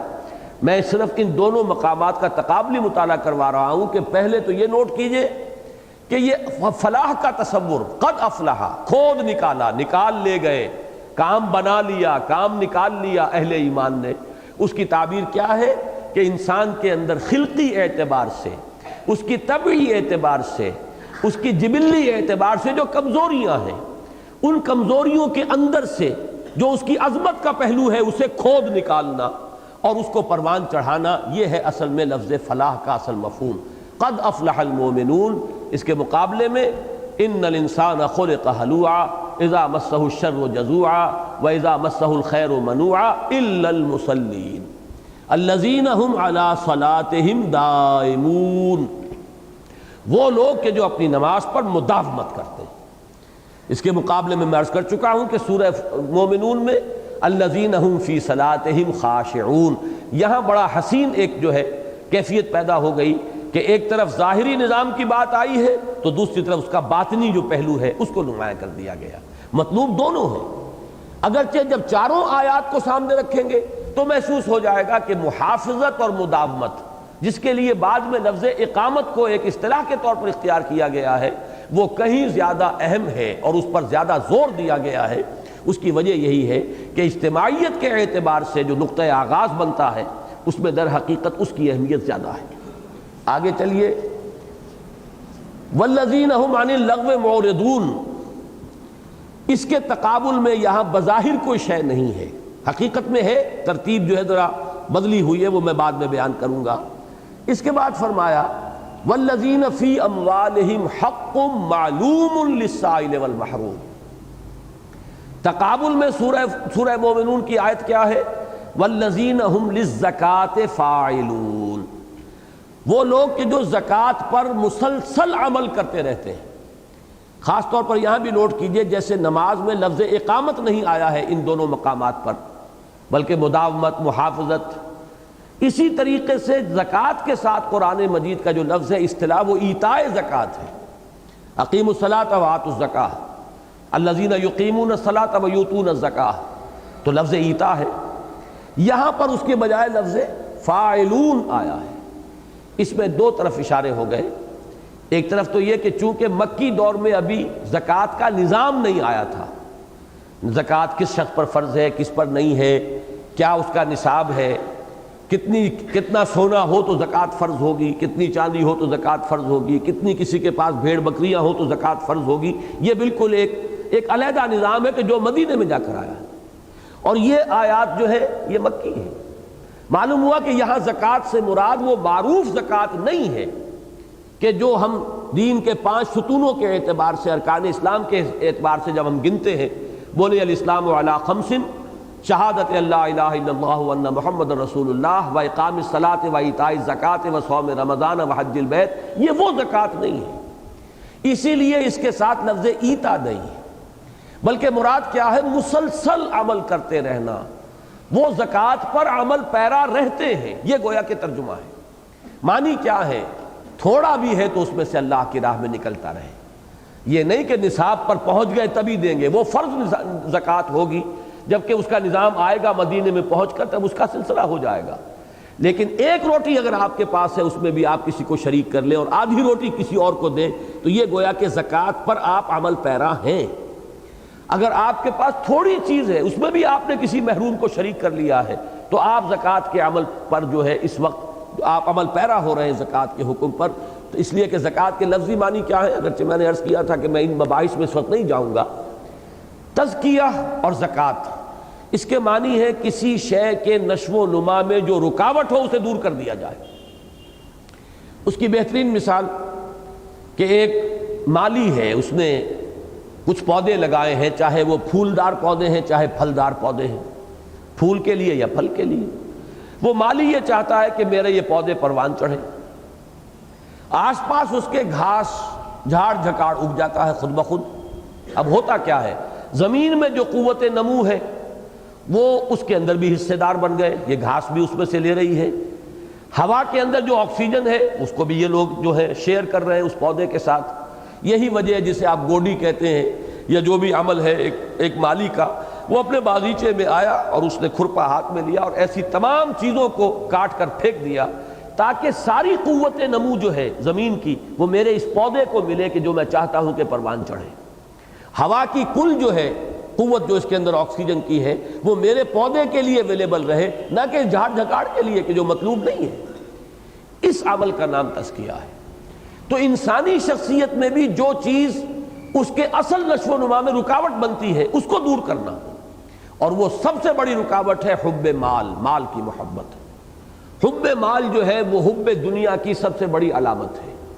دنیا کی محبت، مال کی محبت۔ دنیا اور مال کو آپ مترادف قرار دے سکتے ہیں کہ مال کی محبت ہی در حقیقت دنیا کی محبت ہے، اور دنیا کی محبت کا سب سے بڑا مظہر جو ہے وہ مال کی محبت کی شکل میں آئے گا۔ اب اس نجاست کو دور کرتے رہنا، اس جھاڑ جھکاڑ کو علیحدہ کرتے رہنا، اس کا ایک ہی راستہ اللہ کی راہ میں دیے چلے جاؤ، دیتے رہو، اس کو سیت کر نہ رکھو، اس کو جمع نہ کرو۔ الذی جمع فاوعى جو آیا ہے اسی سورہ مبارکہ میں، جس نے جمع کیا اور خوب کھتے بھرے، اس کے برعکس وہ کہ جو اللہ کی راہ میں دیتا ہے اور دونوں ہاتھ جس کے کھلے ہوئے۔ یہ ہے در حقیقت جس کو تعبیر کیا والذین هم للزکاۃ فاعلون، اور یہاں دو آیتوں میں لائے ہیں والذین فی اموالہم حق معلوم للسائل والمحروم، وہ لوگ کہ جن کے مال میں معلوم حق ہے. نوٹ کیجئے اس بات کو. قرآن مجید اصل میں جس بات کو واضح کرنا چاہتا ہے وہ یہ ہے کہ کوئی شخص غنی ہے اور کوئی فقیر ہے. اگر وہ غنی اپنا مال کسی فقیر کو دے رہا ہے تو در حقیقت یہ اس کا حق تھا جو اسے پہنچا رہا ہے. اس سے ذہنیت کے اندر زمین و آسمان کا فرق آ جائے گا. اگر آپ سمجھتے ہیں میرا مال تھا میں دے رہا ہوں تو آپ کے اندر ایک تکبر پیدا ہوگا، عجب پیدا ہوگا. الید العلیٰ خیر من الید السفلی، اوپر والا ہاتھ نیچے والے ہاتھ سے بہتر ہے. میرا ہاتھ اوپر ہے میں دے رہا ہوں، اس کا ہاتھ نیچے ہے یہ لے رہا ہے. لہذا عجب، تکبر، اپنے بارے میں ایک احساس، برتری کا احساس، اعجاب المرء بنفسہ کی کیفیت جسے حدیث میں کہا گیا کہ شدید ترین مہلک شے یہی ہے، یہ پیدا ہوگی. اور اس کے برعکس تصور اگر یہ ہو کہ میرے مال میں ضرورت سے زائد جو کچھ ہے وہ در حقیقت دوسروں کا حق ہے جو اللہ نے میرے مال میں رکھ کر مجھے آزمایا ہے. آیا میں ان کا حق انہیں پہنچا کر سرخرو ہو جاتا ہوں، بری ہو جاتا ہوں، یا ان کے حق پر قبضہ غاصبانہ برقرار رکھ کر میں اللہ کے ہاں جواب دہ بن جاتا ہوں؟ یہ امتحان ہے میرا. تو جب وہ حق پہنچائے گا حقدار کو تو اس کے اندر وہ احساس نہیں ہوگا کہ میں نے کوئی حاتم طائی کی قبر کو لات مار دی ہے اور میں نے تو بڑی سخاوت کا کام کیا ہے. جیسے کہ آخری پارے میں آیا ہے کہ وہ کہتے ہیں کہ میں نے تو ڈھیروں مال خرچ کر دیا. یقول اہلکت مالا لبدا ایحسب ان لم یرہ احد. یہ جو انسان تھوڑی سی خیرات کر کے اور پھر ڈینگے مارتا ہے اور پھر بڑے بڑے اس کے لیے کتبے لگواتا ہے، اور وہ اگر کوئی کمرہ بنوا دیا تو چاہتا ہے کہ اس کے اوپر اس کا جو ہے وہ نام ہمیشہ کے لیے لکھا رہے. یہ در حقیقت انسان کی ایک باطنی مرض کی کیفیت ہے جس کا کہ یہ اظہار ہو رہا ہے کہ یہ اللہ کے لیے نہیں دے رہا ہے، اس لیے کہ اللہ کو تو معلوم ہے بغیر کتبے کے بھی کہ کس نے یہ مال صرف کیا اس کمرے کو بنانے میں. اور اللہ تعالیٰ جو ہے وہ محتاج نہیں ہے کہ کتبہ ہی لگا ہوا ہو تو اسے پتہ چلے گا، لیکن یہ کہ چونکہ لوگوں کو دکھانا مقصود ہے لہذا یہ سارے کام جو ہے انسان کرتا ہے. اس اعتبار سے نوٹ کر لیجئے کہ جب انسان کا مزاج یہاں آ جائے کہ اللہ کا دیا ہوا جو میرے پاس مال میری ضرورت سے زائد ہے، در حقیقت قانوناً چاہے وہ میری ملکیت ہے، حقیقتاً وہ میری ملکیت نہیں ہے بلکہ میری آزمائش کے لیے میرے مال میں رکھ دیا گیا ہے کہ آیا حق و حقدار رسید کا معاملہ کر کے جو اس کے حقدار ہیں انہیں پہنچا کر اور میں سرخرو ہوتا ہوں یا نہیں ہوتا. یہاں پہ ایک لفظ جو ہے معلوم، اس پر ذرا بحث کی ضرورت ہے. حق کے اوپر تو ہم نے گفتگو کر لی.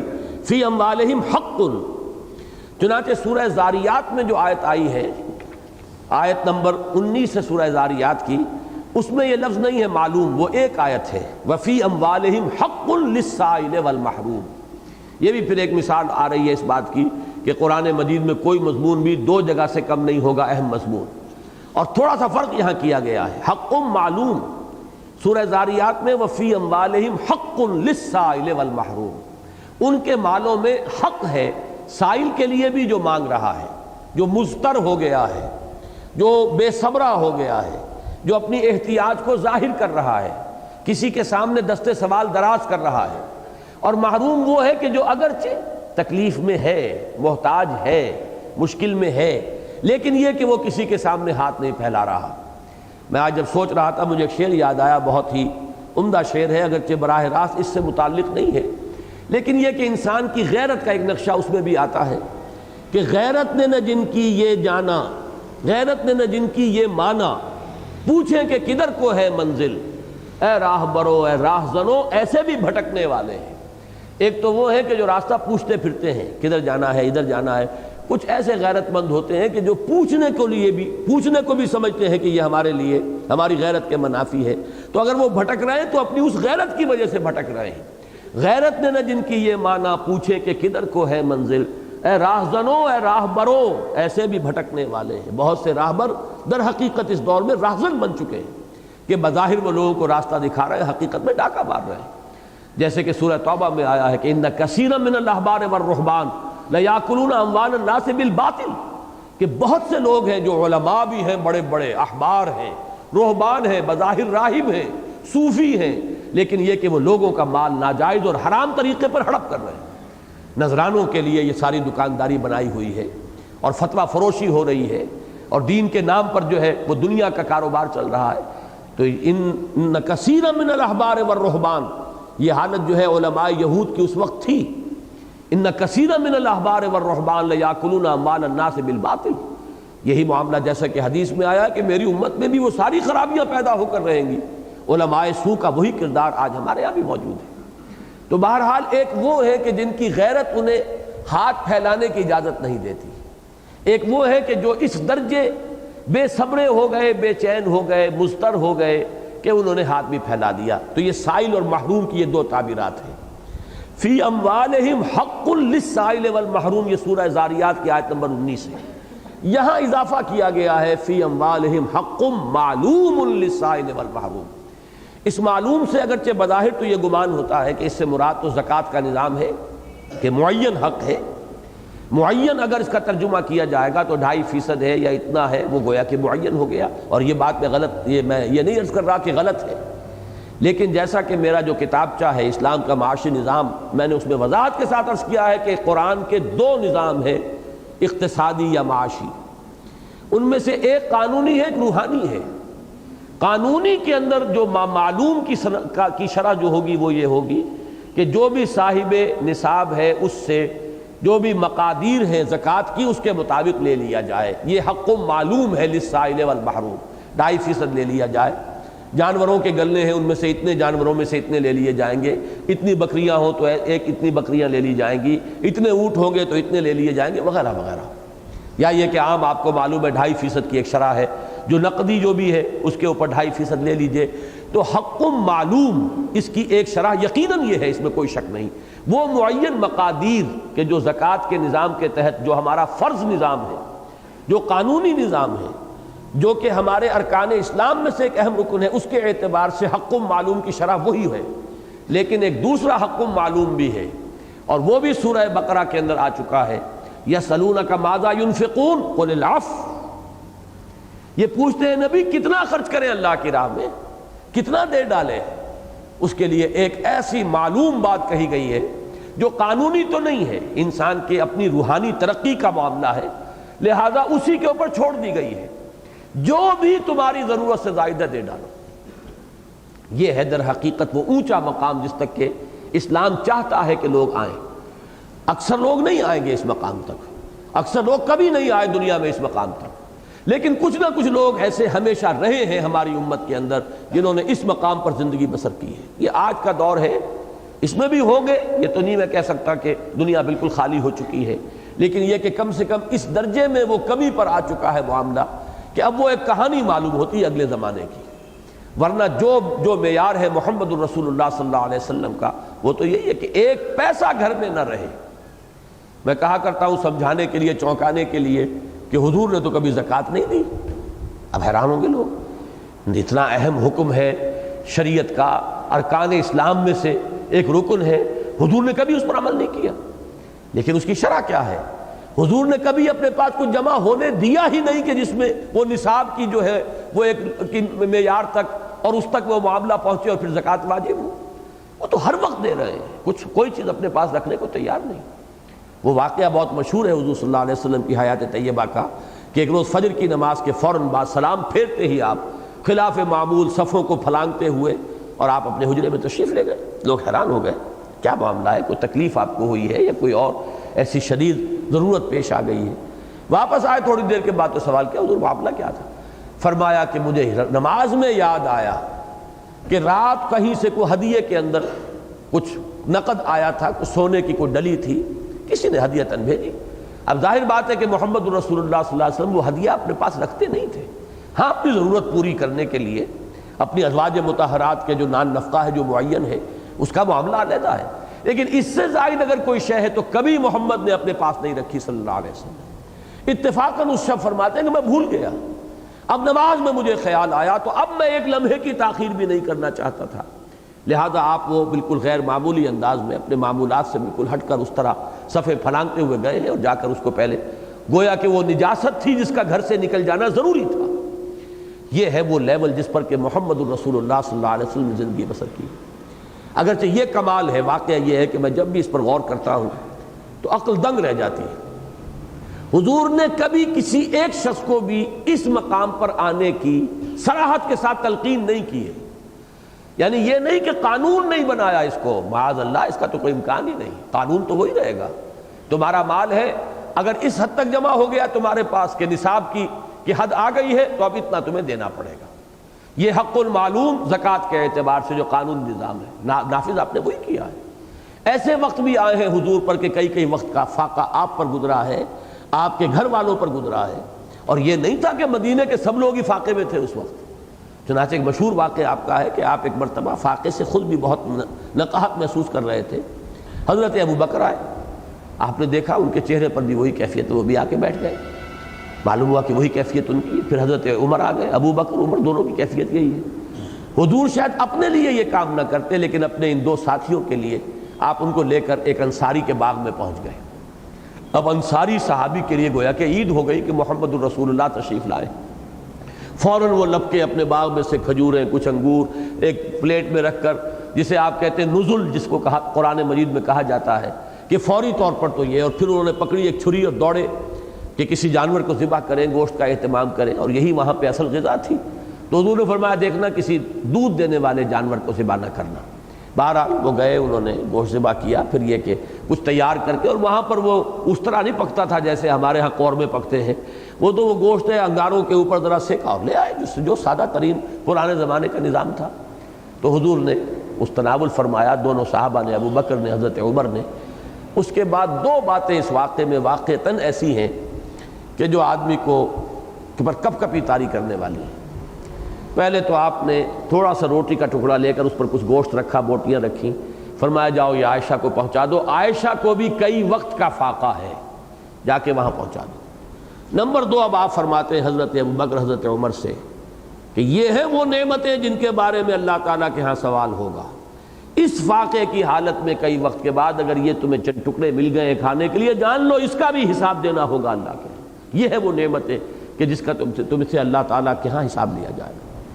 بہرحال ایک نظام یہ ہے، اس پر فقرائے صحابہ نے بھی اسی پر زندگی گزاری ہے. خاص طور پر حضرت ابو ذر، وہ اس معاملے میں ذرا حد اعتدال سے تجاوز کر گئے، انتہا پسندی ان کے اندر آ گئی. انہوں نے کہا کہ ہر شخص کے پاس، اس کو انہوں نے قانون نافذ کرنا چاہا کہ کوئی شخص اپنے پاس سونا چاندی نہیں رکھ سکتا، یہ قرآن مجید کی روح سے حرام ہے. اب یہ بات ان کے اپنے جذبے کے اعتبار سے یوں سمجھیے کہ جس کو ہم کہتے ہیں کہ ایک جذب کی کیفیت ان پر طاری ہو گئی تھی. ایک خاص ان کے اوپر کیفیت کا غلبہ ہو گیا تھا، غلبہ حال اس کو کہا جاتا ہے. لہذا چونکہ یہ قانون کے خلاف معاملہ تھا جو وہ کہہ رہے تھے، اسلام کا قانونی نظام وہی تھا کہ جو بھی تمہارے پاس ہے تم رکھ سکتے ہو، تم سے زبردستی نہیں لیا جائے گا، البتہ اس حد سے زائد ہوگا تو اس حساب سے تم سے لے لی جائے گی زکوٰۃ. لیکن حضرت ابو ذر غفاری نے اس کو پروپیگیٹ کرنا شروع کر دیا رضی اللہ تعالیٰ عنہ کہ یہ غلط ہے، یہ تو کسی کو پاس بھی سونا چاندی کا کوئی ایک رمق بھی نہیں رہنی چاہیے. تو مجبوراً پھر حضرت عثمان رضی اللہ تعالیٰ عنہ کو فیصلہ کرنا پڑا، بڑا تلخ فیصلہ، کہ انہیں حکم دیا گیا کہ آپ مدینے سے باہر چلے جائیں. وہ پھر ایک بیابان میں جا کر کٹیا ڈال کر وہاں رہے ہیں، وہیں ان کا انتقال ہوا ہے. اور ان کے جذبے میں جو شدت کی کیفیت تھی وہ ظاہر ہوتی ہے اس سے جب آخری وقت ہوا ہے وہ تھے اور ان کی زوجہ محترمہ صرف دو بیابان میں کٹیا ڈالے پڑے ہیں، اور کچھ نہیں تھا اس کٹیا کے اندر، کوئی چمٹا، کوئی برتن ایک دو، کہیں کچھ مشکیزہ پانی کا. تو حضرت ابو ذر کہتے ہیں جب جان کندنی کا وقت تھا، رضا کا عالم، میرے خلیل نے مجھ سے یہ کہا تھا. خلیل کہتے تھے حضور صلی اللہ علیہ وسلم، خلیلی، میرے دوست، میرے محبوب، میرے خلیل نے یہ فرمایا تھا کہ اے مسلمانوں تم اپنے گرد سانپ اور بچھو جمع کر لو گے، یعنی دولت اپنے گرد جمع کر لو گے. تو میرے پاس بھی دولت جمع ہو گئی، میرے گرد بھی یہ سانپ اور بچھو ہے. اس اللہ کی بندی نے کہا جس نے کس قدر صبر کے ساتھ ان کا ساتھ دیا ہوگا کہ کون سے وہ سانپ بچھو آپ کو یہاں نظر آ رہے ہیں. تو اشارہ کیا، دیکھو وہ برتن رکھا ہوا ہے اور یہ جو یہ چمٹا ہے، یہ سو چیزیں ہیں، یہی تو سانپ اور بچھو ہے، یہ دنیا ہے جو ہم نے اپنے گرد جمع کر لی. تو یہ ان کی ایک کیفیت ہے جس کو ہم کہہ سکتے ہیں کہ ایک جذب کی اور غلبہ حال کی کیفیت ہے. لیکن یہ کہ ہمارے ہاں بعد میں بھی یہ نظام جاری رہا ہے. ہمارے صوفیاء کرام نے جو اتنی بڑی بڑی کامیابیاں حاصل کی ہیں، ایک ایک شخص کے ہاتھ پہ 90 ہزار آدمی ایمان لا رہا ہے، یہ آسانی سے ہو جانے والی بات نہیں ہے. لوگوں نے ان کی زندگیوں کے اندر ان حقائق کا مشاہدہ کیا ہے کہ کوئی ایک پیسہ اپنے پاس نہیں رکھا ہے. فاقے پر فاقے جو ہے ان کو آتے تھے، اور پھر بھی آنے والا مہمان اگر کوئی ہے، وہ ہندو ہو، کوئی ہو، کسے باشد ہو، اس کو وہ ترجیح دیتے تھے اپنے اوپر، اور اگر کوئی روٹی ایک ہے تو وہ اس کو کھلا کر خود فاقہ کرتے تھے۔ یہ چاہے یہ بابا فرید گنج شکر ہوں رحمۃ اللہ علیہ، جن کے ہاتھ پر یہ وٹو اور یہ کھرل اور سیال قبیلے، جنوبی پنجاب کے تمام قبائل اس ایک شخص کے ہاتھ پر ایمان لائے، اور ان کے وہ ہیں مرشد کے مرشد مولانا معین الدین، حضرت معین الدین اجمیری رحمۃ اللہ علیہ، خواجہ معین الدین اجمیری، یہ 90,000 آدمی ان کے ہاتھ پر ایمان لایا، اور نہ معلوم کتنے کروڑ مسلمان اس وقت ہندوستان کے وہ ہوں گے کہ جو در حقیقت انہی کی نسل سے ہیں، 90,000 سے، کہ جو حضرت معین الدین اجمیری رحمۃ اللہ علیہ کے ہاتھ پر ایمان لائے۔ تو یہ معلوم کی دونوں شرحیں اپنے سامنے رکھیے۔ فی اموالہم حق معلوم للسائل والمحروم، معلوم قانونی سطح پر زکوٰۃ ہے، عشر ہے، زمین کی پیداوار میں سے عشر یا نصف عشر، بارانی زمین ہے تو 10واں حصہ، نہری، چاہی یا اور جس طرح کی بھی جس کے اندر آرٹیفیشل اریگیشن پر پیسہ خرچ ہوتا ہے وہ ہے تو نصف عشر ہوگا، یعنی 20واں حصہ۔ باقی یہ ہے کہ دوسری شرح اس کی حق معلوم، وہ جو بھی ضرورت سے زائد ہے۔ روحانی سطح یہ ہے یہاں سے وہاں تک پہنچنا ہے، چاہے انسان پہنچے نہ، منزل تو اونچی اپنے سامنے رکھے، نقشہ تو رکھے اپنے سامنے کہ یہ ہے، اس نقشے کی نفی نہیں ہو جانی چاہیے، اس لیے کہ پھر تو اوپر چڑھنے کا امکان ہی نہیں رہے گا، جذبہ ہی پیدا نہیں ہوگا بلندی کی طرف انسان کے کوئی اقدام کرنے کا اور چڑھنے کی کوشش کرنے کا۔ تو یہ دوسری بات ہو گئی۔ فرمایا والذین فی اموالہم حق معلوم للسائل والمحروم والذین ہم للزکاۃ فاعلون، یہ دونوں ایک دوسرے کے تقابل میں آ گئے، اور یہاں پر بھی ایتاء زکوٰۃ کے بجائے فعل زکوٰۃ، مسلسل عمل کرتے رہنا، عمل پیرا رہنا۔ اب ذرا اس کو پیچھے لاؤ، ایک خانہ پیچھے، بس۔ اب جو تیسری چیز آئی ہے سورہ معارج میں، والذین یصدقون بیوم الدین والذین ہم من عذاب ربہم مشفقون والذین ان عذاب ربہم غیر مامون، یہ 3 آیات بظاہر اس کے مقابلے میں سورہ مومنون میں کوئی مضمون نہیں ہے۔ ایک خانہ اوپر میں نے خالی چھڑوایا تھا، والذین ہم عن اللغو معرضون۔ اب آپ نوٹ کیجئے، پہلے ان کو سمجھ لیجئے 3 آیات کو۔ یہ ایمان بالآخرہ، والذین یصدقون بیوم الدین، اور وہ لوگ کہ جو جزا و سزا کے دن کی تصدیق کرتے ہیں کہ وہ دن آ کر رہے گا، یہ ایمان بالآخرہ، ایمان بالمعاد۔ نتیجتاً والذین ہم من عذاب ربہم مشفقون، صرف یہ جان لینا کافی نہیں ہے کہ آخرت ہو کر رہے گی اور حساب کتاب ہوگا، اور وہ لوگ کہ جو اپنے رب کے عذاب سے کانپتے رہتے ہیں، لرزاں و ترساں رہتے ہیں، جب تک کہ یہ خوف نہ ہو عذاب جہنم کا اور عذاب اخروی کا، تو محض علم آخرت کافی نہیں ہے۔ تصدیق آخرت جو ہے وہ آپ کے کردار پر کوئی اثر انداز نہیں ہوگی جب تک کہ خوف آخرت نہ ہو اور خوف عذاب خدا بندی نہ ہو۔ یہ دوسرا نکتہ ہے جس کو نوٹ کیجئے، اور اس کے حوالے سے یہ بات آج سمجھ لیجئے کہ ہم مسلمان مصدق تو ہیں، مانتے ہیں جزا و سزا کے دن کو، لیکن عذاب ربہم مشفقون والی کیفیت ہمارے اندر نہیں ہے۔ یہی وجہ ہے کہ ہمارے سیرت و کردار پر اس کا کوئی اثر نہیں۔ وہ کیوں نہیں ہے؟ طرح طرح کے فلسفے تراش لیے گئے۔ ایک فلسفہ شفاعت ہے، جو بھی کچھ ہے لیکن تیرے محبوب کی امت میں ہے۔ اپنے دل میں یہ خیال جمایا ہوا ہے کہ جب ہم امت محمد میں شامل ہیں صلی اللہ علیہ وسلم تو جنت تو ہمارا پیدائشی حق ہے ہی، ہم سے کیا حساب کتاب ہونا، ہوا بھی تو شاید چند دنوں کے لیے، لن تمسنا النار الا ایاما معدودات، ہمیں نہیں چھو سکے گی آگ مگر گنتی کے چند دن۔ جب یہ کیفیت ہوگی تو ظاہر بات ہے اب لرزاں و ترساں کیسے ہوں گے؟ والذین ہم من عذاب ربہم مشفقون کی صورت اگر نہیں ہوتی تو اب آپ جان لیجئے کہ پھر ایمان بالآخرہ آپ کی کردار کی تعمیر نہیں کر سکتا، وہ مؤثر عامل کی حیثیت سے اپنے نتائج پیدا نہیں کر سکتا سیرت کی تعمیر اور خودی کی تعمیر میں، جب تک کہ والذین یصدقون بیوم الدین کے ساتھ والذین ہم من عذاب ربہم مشفقون شامل نہ ہو۔ یہ احساس رہے کہ اللہ تعالیٰ کے ہاں حساب کتاب ہوگا، ایک ایک عمل، ایک ایک قول، ایک ایک فعل، ایک ایک نیت، ایک ایک ارادہ، یہ سب کا سب جو ہے اس کا حساب ہوگا۔ اور یہ بات آج لوگوں کے ذہنوں سے نکل چکی ہے۔ ہمارے بھی تمام علماء اس بات کو مانتے ہیں کہ اگر ایمان کی کوئی رمق بھی دل میں ہے تو یقیناً آخر کار تو نجات ہو جائے گی، جہنم سے نکلنا ہو جائے گا، لیکن اگر ایمان اتنا کمزور تھا کہ وہ عمل کو درست نہیں رکھ سکا اور عمل کے اندر برائیوں کا پلڑا بھاری ہو گیا تو جہنم میں اول وقت تو داخل ہونا پڑے گا اور اپنے گناہوں کے بقدر سزا حاصل کرنی ہوگی، جھیلنی ہوگی، برداشت کرنی ہوگی۔ البتہ ایمان کی اگر کوئی رمق ہے تو اپنے ان گناہوں کے بقدر سزا پا کر، یہ نہیں کہ چند دن میں، اب وہ گناہوں کی قدر کتنی ہے، اس کا حساب کتنا ہے، اس کے بعد میں اثرات کہاں تک پہنچے ہیں۔ آج میں نے ایک غلط کام کیا ہے، مجھے دیکھ کر کسی اور شخص نے بھی غلط کام کر لیا، میری اولاد بھی اس غلط عمل کے اندر مبتلا ہو گئی، ان کی اولاد جو ہے وہ اس کے اندر مبتلا ہوئی، یہ سلسلہ جب تک چلے گا میرے حساب میں درج ہوتا رہے گا، ان کا جو بھی غلطی ہے جہاں ان کے حساب میں درج ہوگی میرے حساب میں بھی اندراج ہوگا۔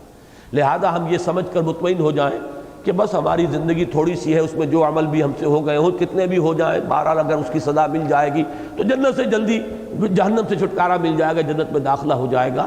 تو یہ ہمارے علماء کے متفق علیہ موقف کے بھی خلاف ہے بات۔ البتہ ہم پر جو عام طور پر جو ہے عوام الناس، ان کے ذہنوں میں تو بات بیٹھ چکی ہے شفاعت کا ایک غلط تصور، اور اس تصور کے تحت یہ کہ بس وہ تو میدان حشر کے اندر ہی حضور سجدے سے سر اٹھائیں گے نہیں جب تک کہ اللہ تعالیٰ کی طرف سے اعلان نہیں ہو جائے گا کہ آپ کی ساری امت جو ہے وہ جنت میں داخل کر دی گئی، معاف کر دی گئی، بخش دی گئی، اور امت سے سمجھتے ہیں کہ ہم سب امتی ہیں۔ حالانکہ احادیث میں ایسی شکلیں بھی آئی ہیں کہ کتنے ہی لوگ ہوں گے جو حضور کی طرف پیش قدمی کریں گے، بڑھیں گے، اور حضور فرمائیں گے میرا تم سے کوئی تعلق نہیں، اور فرشتوں سے کہیں گے کہ ان کو یہاں سے لے جاؤ، اس لیے کہ انہوں نے میرے بعد دین کے اندر بہت سی بدعتیں اختیار کی تھی اور نئی ایسی چیزیں ایجاد کر لی تھی جن کی میں نے ان کو تلقین نہیں کی تھی۔ اسی طریقے سے مختلف اعمال اللہ تعالیٰ کی طرف کہ عدالت میں شاید حضور ہمارے خلاف استغاثہ لے کر کھڑے ہو جائے کہ پروردگار یہ ہیں وہ لوگ، یہ ناہنجار ہیں جنہوں نے مجھے بھی بدنام کیا دنیا میں اور میرے دین کو بھی بدنام کیا، اپنی ایک نسبت کو لے کر کھڑے رہے اور بیٹھے رہے۔ تو اس بات کو نوٹ کر لیجئے، والذین یصدقون بیوم الدین والذین هم من عذاب ربهم مشفقون ان عذاب ربهم غیر مامون۔ یہ تیسری آیت بھی بڑی اہم ہے۔ یقیناً ان کے رب کا عذاب ایسی شے نہیں ہے جس سے نچنت ہوا جا سکے، مامون امن سے بنا ہے، جس سے امن حاصل کیا جا سکے، بے فکر ہوا جا سکے، نچنت ہوا جا سکے، ایسی شے نہیں ہے۔ کوئی بڑے سے بڑا شخص بھی جو ہے وہ اگر یہ سمجھے کہ میں بالکل مجھے کوئی چنتا نہیں، کوئی تشویش نہیں، مجھ سے جہنم کا کیا سروکار، تو یہ چیز دین کی بنیادی تعلیمات کے منافی ہے۔ ہاں بین الخوف والرجاء کی یہ کیفیت رہنی چاہیے۔ حضرت ابوبکر صدیق کی طرف یہ قول منسوب ہے کہ اگر مجھے یہ بتا دیا جائے کہ تمام انسان جہنم میں جائیں گے سوائے ایک شخص کے، تب بھی میں توقع رکھوں گا کہ شاید وہ ایک شخص میں ہی ہوں۔ رجا اس درجے میں، لیکن اس کے ساتھ پیرلل متوازی یہ خوف بھی کہ اگر مجھے یہ بتایا جائے کہ تمام انسان جنت میں جائیں گے سوائے ایک کے، تب بھی مجھے اندیشہ ہوگا کہ شاید وہ ایک جہنمی میں ہی ہوں۔ یہ اگر متوازن اور بالکل ساتھ ساتھ یہ دونوں چیزیں ہو، بین الخوف والرجا، تو در حقیقت مطلوب یہی ہے۔ لیکن رجا کا پلڑا غالب آ گیا تو آدمی کے اندر بے پرواہی آئے گی، استغنا آئے گا، بے عملی پیدا ہو جائے گی۔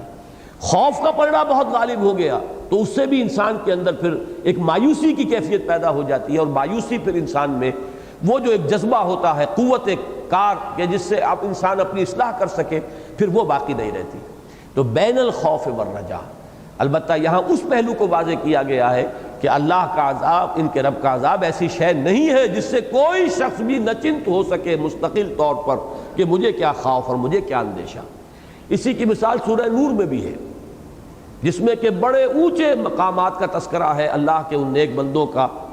فی بیوت اذن اللہ ان ترفع ویذکر فیہا اسمہ یسبح لہ فیہا بالغدو والآصال رجال لا تلہیہم تجارۃ ولا بیع عن ذکر اللہ واقام الصلاۃ وایتاء الزکاۃ یخافون یوما تتقلب فیہ القلوب والابصار۔ یہ اللہ کے بندے بھی جو رات دن اللہ کے گھروں میں اللہ کی تسبیح کرتے ہیں، اس کا ذکر کرتے ہیں، پھر کوئی دنیاوی مصروفیت، کوئی کاروبار انہیں نہ نماز سے روک سکتی ہے، نہ زکوٰۃ کی ادائیگی سے وہ کوئی شے ان کے آڑے آ سکتی ہے، ان سب کا حال بھی یہ ہے، یہ سب کچھ کرنے کے باوجود یخافون یوما تتقلب فیہ القلوب والابصار، ڈرتے رہتے ہیں، لرزاں و ترساں رہتے ہیں اس دن کے تصور تھے جس دن کے نگاہیں بھی الٹ جائیں گی اور دل بھی الٹ جائیں گے۔ یہ ہے در حقیقت کہ کسی مقام پر پہنچ کر بھی انسان یہ نہ سمجھے کہ مجھے اب کوئی چنتا، کوئی فکر، کوئی تشویش نہیں۔ ان عذاب ربہم غیر معمون، یقیناً ان کے رب کا عذاب ایسی شے نہیں ہے کہ جس سے کوئی شخص نہ چنت ہو سکے، بے فکر ہو سکے، جس سے کسی کو امن حاصل ہو جائے، خوف لاحق رہنا چاہیے۔ اب ذرا جوڑ ملائیے، سورہ مومنون میں جو مقام آیا تھا جس کے مقابلے کا خانہ خالی تھا، اور سورہ معارج کا یہ مقام جس کے مقابلے کا خانہ ادھر خالی ہے، ان دونوں کو جوڑیے تو ان میں ایک بڑا گہرا منطقی ربط ہے۔ القرآن یفسر بعضہ بعضا والذین ہم عن اللغو معرضون، وہ لوگ کہ جو لغو بات سے اعراض کرتے ہیں۔ یہ در حقیقت نتیجہ ہے ایمان بالآخرہ کا۔ اگر آخرت کا یقین ہے انسان کو تو گویا کہ وہ یہ جانتا ہے کہ اصل زندگی آخرت کی زندگی ہے، یہ دنیا کی زندگی عارضی اور فانی ہے۔ البتہ اس دنیا کی محدود زندگی میں جو کچھ ہم کمائی کریں گے اس کے نتائج پھیلے ہوئے ہوں گے لامحدود زندگی پر، لہذا اس زندگی کا ایک ایک لمحہ قیمتی ہو گیا۔ یہ نوٹ کیجئے، اس زندگی کی اور وقت کی قدر در حقیقت ہو سکتی ہے اسی شخص کو جو آخرت کا یقین رکھتا ہے۔ جسے آخرت کا یقین نہیں، اس کو کیا قدر ہوگی؟ انہیں تو پیس ٹائم چاہیے، وقت گزاری کا مشغلہ چاہیے، کوئی ہابی ہونی چاہیے، کوئی شغل ہونا چاہیے۔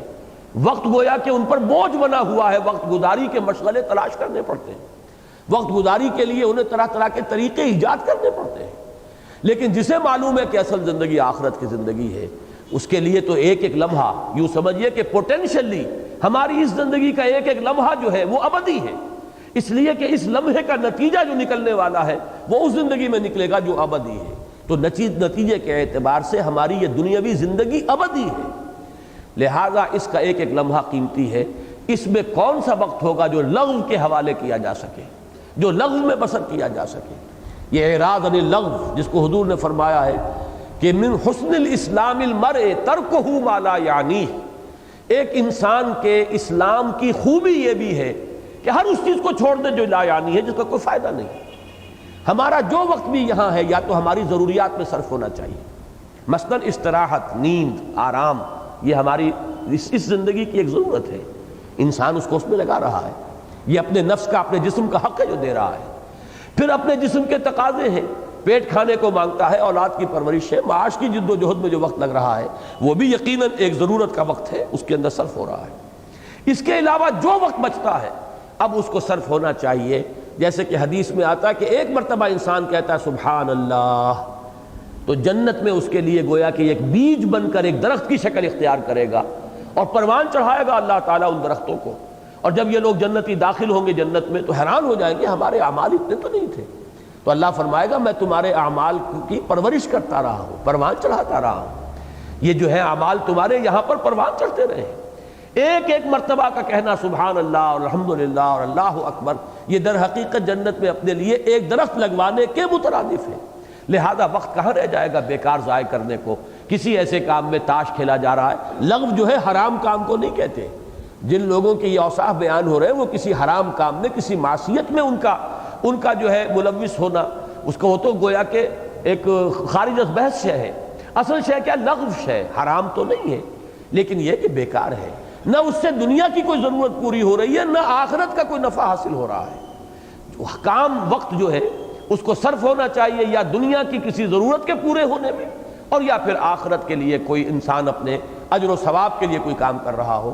در حقیقت ان دونوں کو اب آپس میں جوڑ لیجئے ایروز کے ساتھ کہ یہ جو ہے والذین یصدقون بیوم الدین والذین هم من عذاب ربهم مشفقون ان عذاب ربهم غیر معمول، اس کا جو نتیجہ انسان کے کردار میں نکلے گا اس کا ایک پہلو جو ہے والذین هم عن اللغو معرضون میں بیان کر دیا گیا، اگرچہ یہ ایک دوسرے کے مقابل نہیں آئی ہے لیکن یہ خلا جو ہے اس طور سے پر ہو رہا ہے۔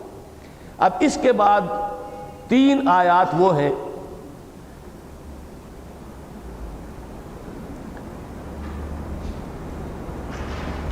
بلکہ 4 آیات، یہ مشترک ہیں، ایک شوشے کا فرق نہیں ہے ان دونوں مقامات پہ۔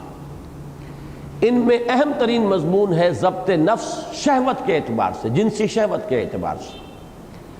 والذین ہم لفروجہم حافظون، اور وہ لوگ کہ جو اپنی شرمگاہوں کی حفاظت کرنے والے ہیں، الا علی ازواجہم او ما ملکت ایمانہم، سوائے اپنی بیویوں پر یا جو ان کے ملک یمین ہو، لونڈیاں ہوں۔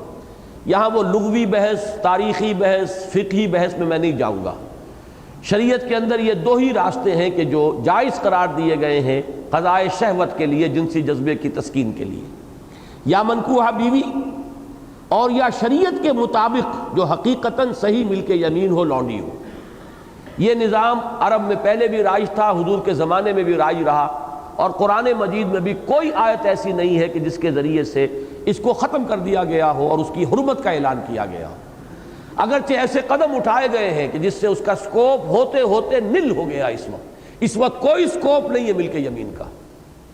ہاں، اس کو کیوں نہیں ایبروگیٹ کیا گیا مستقل؟ اس کا سبب یہ ہے کہ ہو سکتا ہے کہ جو آخری زمانے کی خبریں دی گئی ہیں، جب آخری جنگیں ہوں گی، مسلمانوں کے اور یہودیوں کے درمیان مقابلہ ہوگا، جب دجال اکبر کے ساتھ مقابلہ ہوگا اور حضرت مسیح علیہ السلام کا نزول ہوگا اور وہ اسے قتل کریں گے، اس دور میں ہو سکتا ہے کہ اس انسٹیٹیوشن کو اس کو انووک کرنے کی اور اس کو ذریعہ بنانے کی، استعمال میں لانے کی ضرورت پیش آ جائے۔ اس لیے کہ خالص اسلامی جہاد اور اس میں جو خواتین قیدی ہو کر آئیں، اس سے مراد عام آبادی کی عورتیں نہیں ہیں، بلکہ وہی کہ جو فوج کے ساتھ آئی ہوئی خواتین ہوتی ہیں۔ یہ نہیں کہ آپ نے کوئی ملک فتح کیا تو اس ملک کی تمام عورتیں لونڈیاں بن جائیں گی، یہ معنی نہیں ہے، بلکہ جو حالت جنگ کے اندر جو مقابلے میں آتے ہیں ان میں اگر کوئی عورتیں ہیں تو وہ بھی گویا کہ پرزنرز آف وار کی حیثیت سے جہاں مرد ہوں گے وہاں عورتیں بھی ہوں گی۔ اور ان پرزنرز آف وار کا ایک طریقہ تو وہ ہو سکتا ہے کہ انہیں کنسنٹریشن کیمپس کے اندر رکھا جائے، انسانی باڑے بنا دیے جائیں، حیوانوں کی طرح رکھا جائے۔ اسلام نے اس سے بہتر حل یہ کیا ہے کہ انہیں اسلامی معاشرے کے اندر تقسیم کر کے جذب کر لیا جائے، اور اس کی شکل ہے جس کو کہ ہم وہ کہتے ہیں غلام اور لونڈی کا معاملہ۔ تو یہ ہو سکتا ہے کہ آخری دور میں پھر خالص اسلامی جہاد کے نتیجے میں ایسی شکل پیدا ہو کہ جو سورہ محمد صلی اللہ علیہ وسلم میں جو آیت آئی ہے، جس کو میں بڑی تفصیل سے اس موقع پر بیان کر چکا ہوں، اب میں اس میں نہیں جاؤں گا، تو ہو سکتا ہے کہ اس وقت یہ ملک یمین کا معاملہ جو ہے اس کو ریوائیو کرنا پڑے۔ اس لیے اس کو ایبروگیٹ نہیں کیا گیا، اس کی حرام مطلق ہونے کی جو ہے قرآن مجید میں کوئی آیت نازل نہیں ہوئی۔ بہرحال اس وقت موضوع وہ نہیں ہے، اس وقت جو موضوع ہے وہ یہ ہے کہ تعمیر سیرت کے اندر ضبط شہوت، اس کو بہت اہمیت حاصل ہے۔ ذرا سا بھی انسان لیکس ہو جائے اس معاملے میں، اگر اس کی جو اپنے شہوت کے اوپر اگر کنٹرول نہیں ہے، بلکہ وہ شہوت کے ہاتھوں گویا کہ مجبور ہو کر اس کا غلام بن گیا ہے، تو اب سیرت اور کردار اور اس کی تمام توانائیاں اور اس کے اندر جو بھی خیر کے پہلو ہیں وہ ختم ہو کر رہ جائیں گے۔ تو اس تعمیر سیرت کے پروگرام میں مرکزی مقام پر یہ آیات آئی ہیں، اس مقام پر بھی سورہ مومنون میں بھی، اور اس طریقے سے آئیے کہ ایک شوشے کا فرق بھی نہیں ہے۔ والذین هم لفروجہم حافظون، فرج کہتے ہی اس شے کو ہے جو فرج، جس کے معنی ہے جہاں اندیشہ ہو۔ اندیشہ ہے در حقیقت انسانی سیرت کا کہ تباہی اور بربادی کا سب سے بڑا اندیشہ جو ہے وہ شہوت کا اندیشہ ہے۔ لہذا جو شہوت کے جو اعضاء ہیں انسان کے، خواہ وہ مرد ہو خواہ عورت، ان کو فرج سے تعبیر کیا گیا ہے۔ فرج کہتے تھے کسی زمانے میں اگر جب فصیلیں ہوا کرتی تھی، لڑائی ہو گئی ہے، تو اگر کسی جگہ پر فصیل میں دراڑ پڑ گئی ہے، درز آ گئی ہے، تو یہ فرج ہے۔ یہ گویا کہ اب اس شہر کی حفاظت کے لیے اب سب سے بڑا خطرہ اور اندیشہ یہاں سے ہے، کسی بھی وقت غنیم جو ہے یہاں سے داخل ہو جائے گا شہر کے اندر۔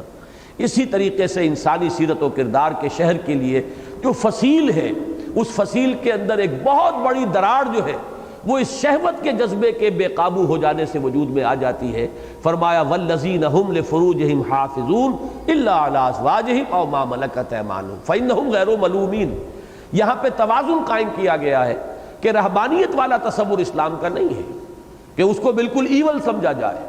جنسی جذبہ اللہ نے پیدا کیا ہے، پیٹ اگر کھانے کو مانگتا ہے تو حلال ذریعے سے آپ اسے پر کریں، حلال روزی کمانے کی جو آپ کی جد و جہد ہے وہ بھی عبادت میں شامل ہو جائے گی۔ اسی طرح اللہ نے اگر آپ میں جنسی جذبہ رکھا ہے تو آپ حلال ذریعے سے اس کی تسکین کرتے ہیں تو یہ بھی عبادت میں شامل ہے۔ بلکہ صحابہ حیران ہو گئے کہ اگر کوئی شخص اپنی بیوی سے ہم بستری کرتا ہے تو اسے ثواب ملتا ہے۔ وہ حیران ہوئے، یہ کیا بات کہہ دی حضور نے؟ انہیں عرض کیا حضور یہ تو ہم اپنی خواہش نفس کو پورا کرنے کے لیے کرتے ہیں۔ حضور نے فرمایا تم نے سوچا کبھی کہ اگر وہ شخص اپنی اسی قوت کو کہیں غلط راستے پر صرف کرتا تو اس کو اس پر وبال آتا کہ نہیں آتا، سزا کا مستوجب بنتا کہ نہ بنتا؟ انہوں نے عرض کیا جی ایسا تو ہے، تو اگر وہ صحیح راستے پر اپنی اس قوت کو صرف کر رہا ہے تو یقیناً وہ اجر و ثواب کا مستحق ہے۔ لہذا وہ رہبانیت کا تصور جو ہے جس میں ایول قرار دیا گیا اس پورے معاملے کو، اور شادی بیاہ جو ہے وہ بھی حرام مطلق ہے، اور ایو سے ایول بنا ہے انگریزی زبان میں، گویا کہ عورت ہے ہی مجسم گناہ، انسان کے لیے یہ گویا کہ پستی ہی کی علامت ہے، اور عورت تو گناہ ہی کی طرف انسان کو لے جانے والی ہے۔ یہ سارے تصورات جو ہے اسلام کے لیے بالکل اجنبی ہیں۔ اسلام میں عورت جو ہے وہ کوئی مجسم برائی نہیں ہے، جیسے مرد ہیں ویسے عورتیں ہیں، وہ بھی اللہ کی مخلوق ہیں، یہ بھی اللہ کی مخلوق ہیں۔ ایک مرد مسلمان نیک اور ہو سکتا ہے صالح، عورت مسلمان جو ہے وہ صالح اور نیک ہو سکتی ہے۔ سورہ احزاب کے اندر وہ تمام اسباب گنوا دیے گئے، تمام شکلیں، ان المسلمین والمسلمات والمومنین والمومنات والقانتین والقانتات، تمام اوصاف جو ہیں اعلیٰ ترین، ان سب کو وہ مذکر اور مؤنث دونوں صیغوں میں لا کے جمع کر دیا گیا تاکہ متوازی معلوم ہو۔ اور سورہ آل عمران میں فرمایا بعضکم من بعض، تم میں فرق کیا ہوگا، تم سب ایک دوسرے میں سے ہی ہو، ایک ہی باپ کے سلب سے بیٹے بھی ہیں بیٹیاں بھی ہیں، ایک ہی ماں کے بطن سے بیٹے بھی ہیں بیٹیاں بھی ہیں، تو فرق کہاں سے ہو جائے گا؟ تو البتہ یہ ہے کہ جہاں تک جنسی جذبے کا تعلق ہے، اس کے اندر ڈسپلن، ضبط نفس، جو جائز راستہ ہے اسی شکل سے اس کی تسکین یہ ہونی چاہیے۔ البتہ یہ بھی نہیں سمجھنا چاہیے کہ یہ کوئی برائی ہے مجسم اور اس میں سراسر شر ہی شر ہے۔ تو فرمایا کہ جو لوگ الا علی ازواجہم او ما ملکت ایمانہم کی جو پابندی کرتے ہیں فإنہم غیر ملومین، انہیں کوئی ملامت نہیں ہے۔ انہم غیر ملومین فمن ابتغى وراء ذلك فاولئک هم العادون، ہاں جو اس سے زیادہ چاہیں گے اپنی اس شہوت کی جو تسکین ہے وہ بیویوں اور اپنی صحیح قانونی جو بانیاں ہیں ان سے آگے بڑھ کر تسکین چاہیں گے تو وہ ہے جو حد سے گزر جانے والے ہیں۔ اس کے بعد پھر ایک آیت ہے جو مشترک ہے دونوں جگہوں پر، والذین ہم لاماناتہم وعہدہم راعون، اور وہ لوگ کہ جو اپنی امانتوں اور عہد کی حفاظت کرنے والے، رعایت کرنے والے۔ رائی کہتے ہیں چرواہے کو جو ایک ایک بھیڑ ایک ایک بکری پر نگاہ رکھتا ہے کہ میرے گلے کی کوئی بھیڑ اور بکری ادھر سے ادھر نہ ہو جائے۔ تو یہ راعون، انہیں پوری حفاظت کرنی ہوتی ہے اپنے عہد کی بھی اور اپنی امانتوں کی بھی۔ اور ان پر بھی اس وقت مجھے کچھ عرض کرنے کی ضرورت نہیں ہے، وہ حدیث جو ہے اکثر جمعے میں آپ حضرات سنتے ہیں کہ حضور نے فرمایا، حضرت انس بن مالک فرماتے ہیں رضی اللہ تعالی عنہ، اور یہ وہ صحابی ہیں جو غالباً 9-10 برس کی عمر میں حضور کی خدمت میں آئے اور پورے 10 برس حضور کے خادم خاص کی حیثیت سے آپ کے ساتھ رہے، انس بن مالک۔ ان کی حدیث ہے بڑی پیاری جو اس آیت کی صحیح ترین شرح ہے۔ وہ یہ فرماتے ہیں کہ قلما خطبنا رسول اللہ صلی اللہ علیہ وسلم الا قال، شاذ ہی کبھی ایسا ہوا ہوگا کہ حضور نے ہمیں خطبہ ارشاد فرمایا ہو اور اس میں یہ الفاظ نہ ہو، اور وہ الفاظ کیا ہیں؟ لا ایمان لمن لا امانت لہ ولا دین لمن لا عہد لہ، جس شخص میں امانت داری کا وصف نہیں اس کا کوئی ایمان نہیں، اور جس میں ایفاء عہد کا مادہ نہیں اس کا کوئی دین نہیں۔ اس لیے کہ امن اور امانت اور یہ در حقیقت دین کیا ہے؟ دین ایک معاہدہ ہے اللہ کے اور بندے کے درمیان، ایاک نعبد و ایاک نستعین۔ جو انسانوں سے کیے ہوئے چھوٹے چھوٹے وعدے پورے نہیں کرتا وہ اللہ کے ساتھ پوری زندگی بھر کا یہ وعدہ کیسے پورا کرے گا؟ جو انسانوں کے ساتھ خیانت کرتا ہے وہ اللہ کے ساتھ کیسے خیانت نہیں کرے گا؟ تو والذین ہم لاماناتہم وعہدہم راعون، ان آیات کو 4 آیات کو ایسے لکھا گیا ہے یہاں کہ درمیان میں لائن نہیں ہے، یہ گویا کہ دونوں مقامات پر بعین ہی انہی الفاظ میں بغیر ایک شوشے کے فرق کے ساتھ آئی۔ اس کے بعد ایک آیت ایسی ہے کہ جس کے مقابل میں سورہ مومنون میں کوئی مضمون نہیں، والذین ہم بشہاداتہم قائمون، اور وہ لوگ کہ جو اپنی شہادتوں اور گواہیوں پر قائم رہنے والے ہیں۔ کیوں نہیں آئی ہے یہاں پر مقابلے میں وہاں آیت؟ اس کو سمجھ لیجئے کہ در حقیقت یہ مضمر ہے اسی آیت کے اندر، یہاں یوں سمجھیے کہ اس کو کھول دیا گیا ہے، ورنہ شہادت بھی ایک طرح کی امانت ہے۔ آپ کہیں پر کسی واقعے کے اگر آئی وٹنس ہیں تو یہ آپ کے پاس امانت ہے، آپ کے پاس کسی مقدمے میں کوئی گواہی موجود ہے تو آپ امین ہیں، یہ امانت ہے جو آپ کو ادا کرنی ہے۔ تو در حقیقت شہادت بھی بالکل اس طرح جیسے کہ سورۃ العصر میں عمل صالح کے 2 اور پہلو نمایاں کر دیے گئے۔ باقی قرآن مجید میں کہیں آپ دیکھیں گے تو دو ہی چیزیں ملیں گی، ایمان اور عمل صالح، الذین آمنوا وعملوا الصالحات، الذین آمنوا وعملوا الصالحات۔ لیکن سورۃ العصر میں عمل صالح کے اندر دو مضمر چیزیں اور نکال دی گئی، وتواصوا بالحق وتواصوا بالصبر، یہ بھی ایک عمل ہے، آپس میں ایک دوسرے کو حق کی وصیت کرنا اور آپس میں ایک دوسرے کو صبر کی نصیحت کرنا، یہ بھی ایک عمل ہے۔ لیکن اس عمل صالح کے اندر مضمر ان دو چیزوں کو علیحدہ حیثیت دے کر ان کی اہمیت کو واضح کر دیا گیا۔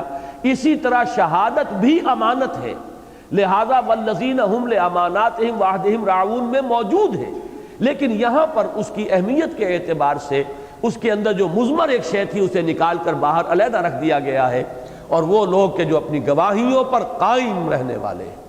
اب یہاں یہ بیان کرنے کی حاجت نہیں کہ ہم میں سے ہر شخص کے لیے سب سے بڑی گواہی کیا ہے، اشہد ان لا الہ الا اللہ واشہد ان محمد رسول اللہ، یہ سب سے بڑی گواہی ہے۔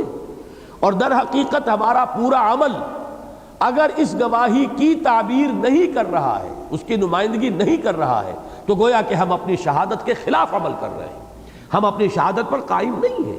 یہ سارا جو ہمارا عمل ہے در حقیقت ہماری اس گواہی کی نفی کر رہا ہے، ہم اس پر استقامت کا مظاہرہ نہیں کر رہے۔ تو یہاں سے چل کر چھوٹی سی چھوٹی گواہی جو ہے، چاہے وہ کوئی وقوعہ ہے اور آپ اس وقت موجود تھے، آپ نے دیکھا، وہ بھی گواہی ہے، لیکن سب سے بڑی گواہی تو یہ ہے، شہادت بر وجود خود ز خون دوستاں خواہی۔ بڑے پیارے اشعار علامہ اقبال کے یہ کہ اللہ تعالیٰ کو جو نوری وجود ہے، ز نوری سجدہ بھی خواہی ز خاکی بیشنا خواہی، نوری سے صرف سجدہ، تسبیح و تحمید، نحن نسبح بحمدک و نقدس لک، اور یہ جو خاکی وجود والا انسان ہے اس سے کچھ اور چاہتا ہے۔ کیا چاہتا ہے؟ چنا خود را نگہ داری کہ بائی بے نیازی ہا، شہادت بر وجود خود ز خون دوستاں خواہی، اپنی ہستی پر گواہی چاہتا ہے کہ میرے دوست اپنا خون دے کر میری ہستی پر گواہی دیں۔ اسی کو شہید کہا جاتا ہے اسلام میں، کہ جو اپنے خون کے ذریعے سے اللہ کی توحید کی گواہی دیتا وہ شہید ہے، یہ مرتبہ شہادت ہے۔ تو یہاں سے وہاں تک اسلام میں داخلہ بھی شہادت کے ذریعے سے، اشہد ان لا الہ الا اللہ واشہد ان محمد رسول اللہ، اور آخری منزل بھی ہے شہادت ہے مطلوب و مقصود مومن، نہ مال غنیمت نہ کشور کشائی، اور اس کی پوری زندگی بھی شہادت ہے کہ در حقیقت وہ جب عمل کرتا ہے دین پر تو گواہی دے رہا ہے اللہ کی توحید اور محمد کی رسالت کی۔ والذین ہم بشہاداتہم قائمون، اس کے بعد کی جو دو آیات مقابل میں آئی ہیں یہ پہلے میں بیان کر چکا ہوں، دونوں میں صرف ایک فرق ہے۔ سورہ مومنون میں فرمایا والذین ہم علی صلواتہم یحافظون، اور سورہ معارج میں والذین ہم علی صلاتہم یحافظون۔ فرق یہ کیوں آیا ہے اس کو نوٹ کر لیجئے۔ سورہ مومنون بعد میں نازل ہوئی ہے سورہ معارج کے، سورہ معارج میں نماز پر مداومت ہے، وہاں نمازوں پر مداومت ہے۔ آپ کو معلوم ہے کہ ابتدا میں نماز ایک ہی تھی اور وہ رات کی نماز تھی، قم اللیل الا قلیلا نصفہ او انقص منہ قلیلا او زد علیہ ورتل القرآن ترتیلا، یہ تہائی شب، نصف شب، 2/3 شب رات کو کھڑے رہنا، یہی نماز تھی۔ بعد میں جیسے جیسے اور نمازوں کا حکم آیا، آپ دیکھیں گے مکی صورتوں میں کہیں آیا صبح و شام کے نماز کا ذکر آ رہا ہے، بکرتم و اصیلا، صبح و شام۔ تو اس طریقے سے تدریجاً یہ نمازوں کی تعداد بڑھنی شروع ہوئی، لہذا سورہ مومنون میں جمع کا صیغہ لے آئے والذین ہم علی صلواتہم یحافظون۔ پھر جا کر یہ جو واقعہ ہوا ہے معراج کا تقریباً سن 11 نبوی میں، تب وہ 5 نمازوں کا پورا نظام، اور سورہ بنی اسرائیل میں اس کا تذکرہ ہے، اور وہی ہے اقم الصلاۃ لدلوک الشمس الی غسق اللیل وقرآن الفجر ان قرآن الفجر کان مشہودا۔ تو یہ فرق جو ہے صرف لفظی فرق ہے، اور اس میں میں پہلے بیان کر چکا ہوں کہ تعمیر سیرت کے اس پروگرام میں ابتدا میں بھی نماز، اختتام پر بھی نماز۔ سورہ معارج میں خاص طور پر مومنون اور المصلین یہ گویا کہ مساوی ہیں مفہوم کے اعتبار سے۔ اور نمبر 3 جو بات میں عرض کر چکا ہوں کہ اس میں مداومت اور محافظت پر زیادہ زور ہے، وہ باطنی کیفیت اگرچہ وہ روح نماز ہے، لیکن یہ کہ ان دونوں مقاموں کا تقابلی مطالعہ کرتے ہیں تو محسوس ہوتا ہے اس سے زیادہ زور جو ہے نماز کے اس نظام پر ہے، جس کو کہ بعد میں اقامت صلاۃ کی اصطلاح سے تعبیر کیا گیا ہے۔ اب آخری جو نتیجہ ہے اس کا، یہاں پر تو بہت مختصر رکھا، اور یہ دیکھیے ترتیب جو ہے عکسی ہو گئی ہے۔ سورہ مومنون میں آغاز صرف ایک لفظ کا، قد افلح المومنون، جبکہ آغاز جو سورہ معارج میں ہوا ہے وہ بڑی وضاحت کے ساتھ ہے، ان الانسان خلق ہلوعا اذا مسہ الشر جزوعا واذا مسہ الخیر منوعا، تو وہاں تفصیل تھی، بالکل ریسیپروکل نسبت ہو گئی ہے۔ سورہ معارج میں اختتام بہت مختصر، اولئک فی جنات مکرمون، یہ وہ لوگ ہیں جن کا جنتوں میں اعزاز کیا جائے گا، ان کا اکرام ہوگا، تکریم ہوگی، اعزاز ہوگا، عزتیں ہوں گی، فرشتے ان کا استقبال کریں گے، قیلاً سلاما سلاما، ہر طرف سے سلام اور سلام جو ہے وہ ہو رہا ہوگا، اعزاز و اکرام کے ساتھ جنتوں میں رکھے جائیں گے۔ اس کو ذرا واضح کر دیا تفصیل کے ساتھ سورہ مومنون میں، اولئک ھم الوارثون الذین یرثون الفردوس ھم فیہا خالدون، یہ ہیں وہ لوگ جو وارث بنیں گے، جو وراثت میں پائیں گے جنات فردوس کو، جنت الفردوس انہیں ملے گی اور وہ ہی اس میں رہیں گے ہمیشہ ہمیشہ، ہم فیہا خالدون۔ یہ ہے تقابلی مطالعہ ان دو مقامات کا، جن کے لیے عنوان اپنے ذہن میں رکھ لیجئے، تعمیر سیرت کا قرآنی پروگرام، تعمیر سیرت کی قرآنی اساسات، یا اقبال کی اصطلاح تعمیر خودی کا قرآنی پروگرام یا اس کی قرآنی اساسات، اور اس میں اس تقابلی مطالعے سے مضامین مزید واضح ہو گئے۔ القرآن یفسر بعضہ بعضا کی ایک بڑی عمدہ اور نمایاں مثال ہمارے سامنے آ گئی۔ اللہ تعالی ہمیں اس پروگرام پر عمل پیرا ہونے کی توفیق عطا فرمائے۔ بارک اللہ لی ولکم فی القرآن العظیم ونفعنی وإیاکم بالآیات والذکر الحکیم۔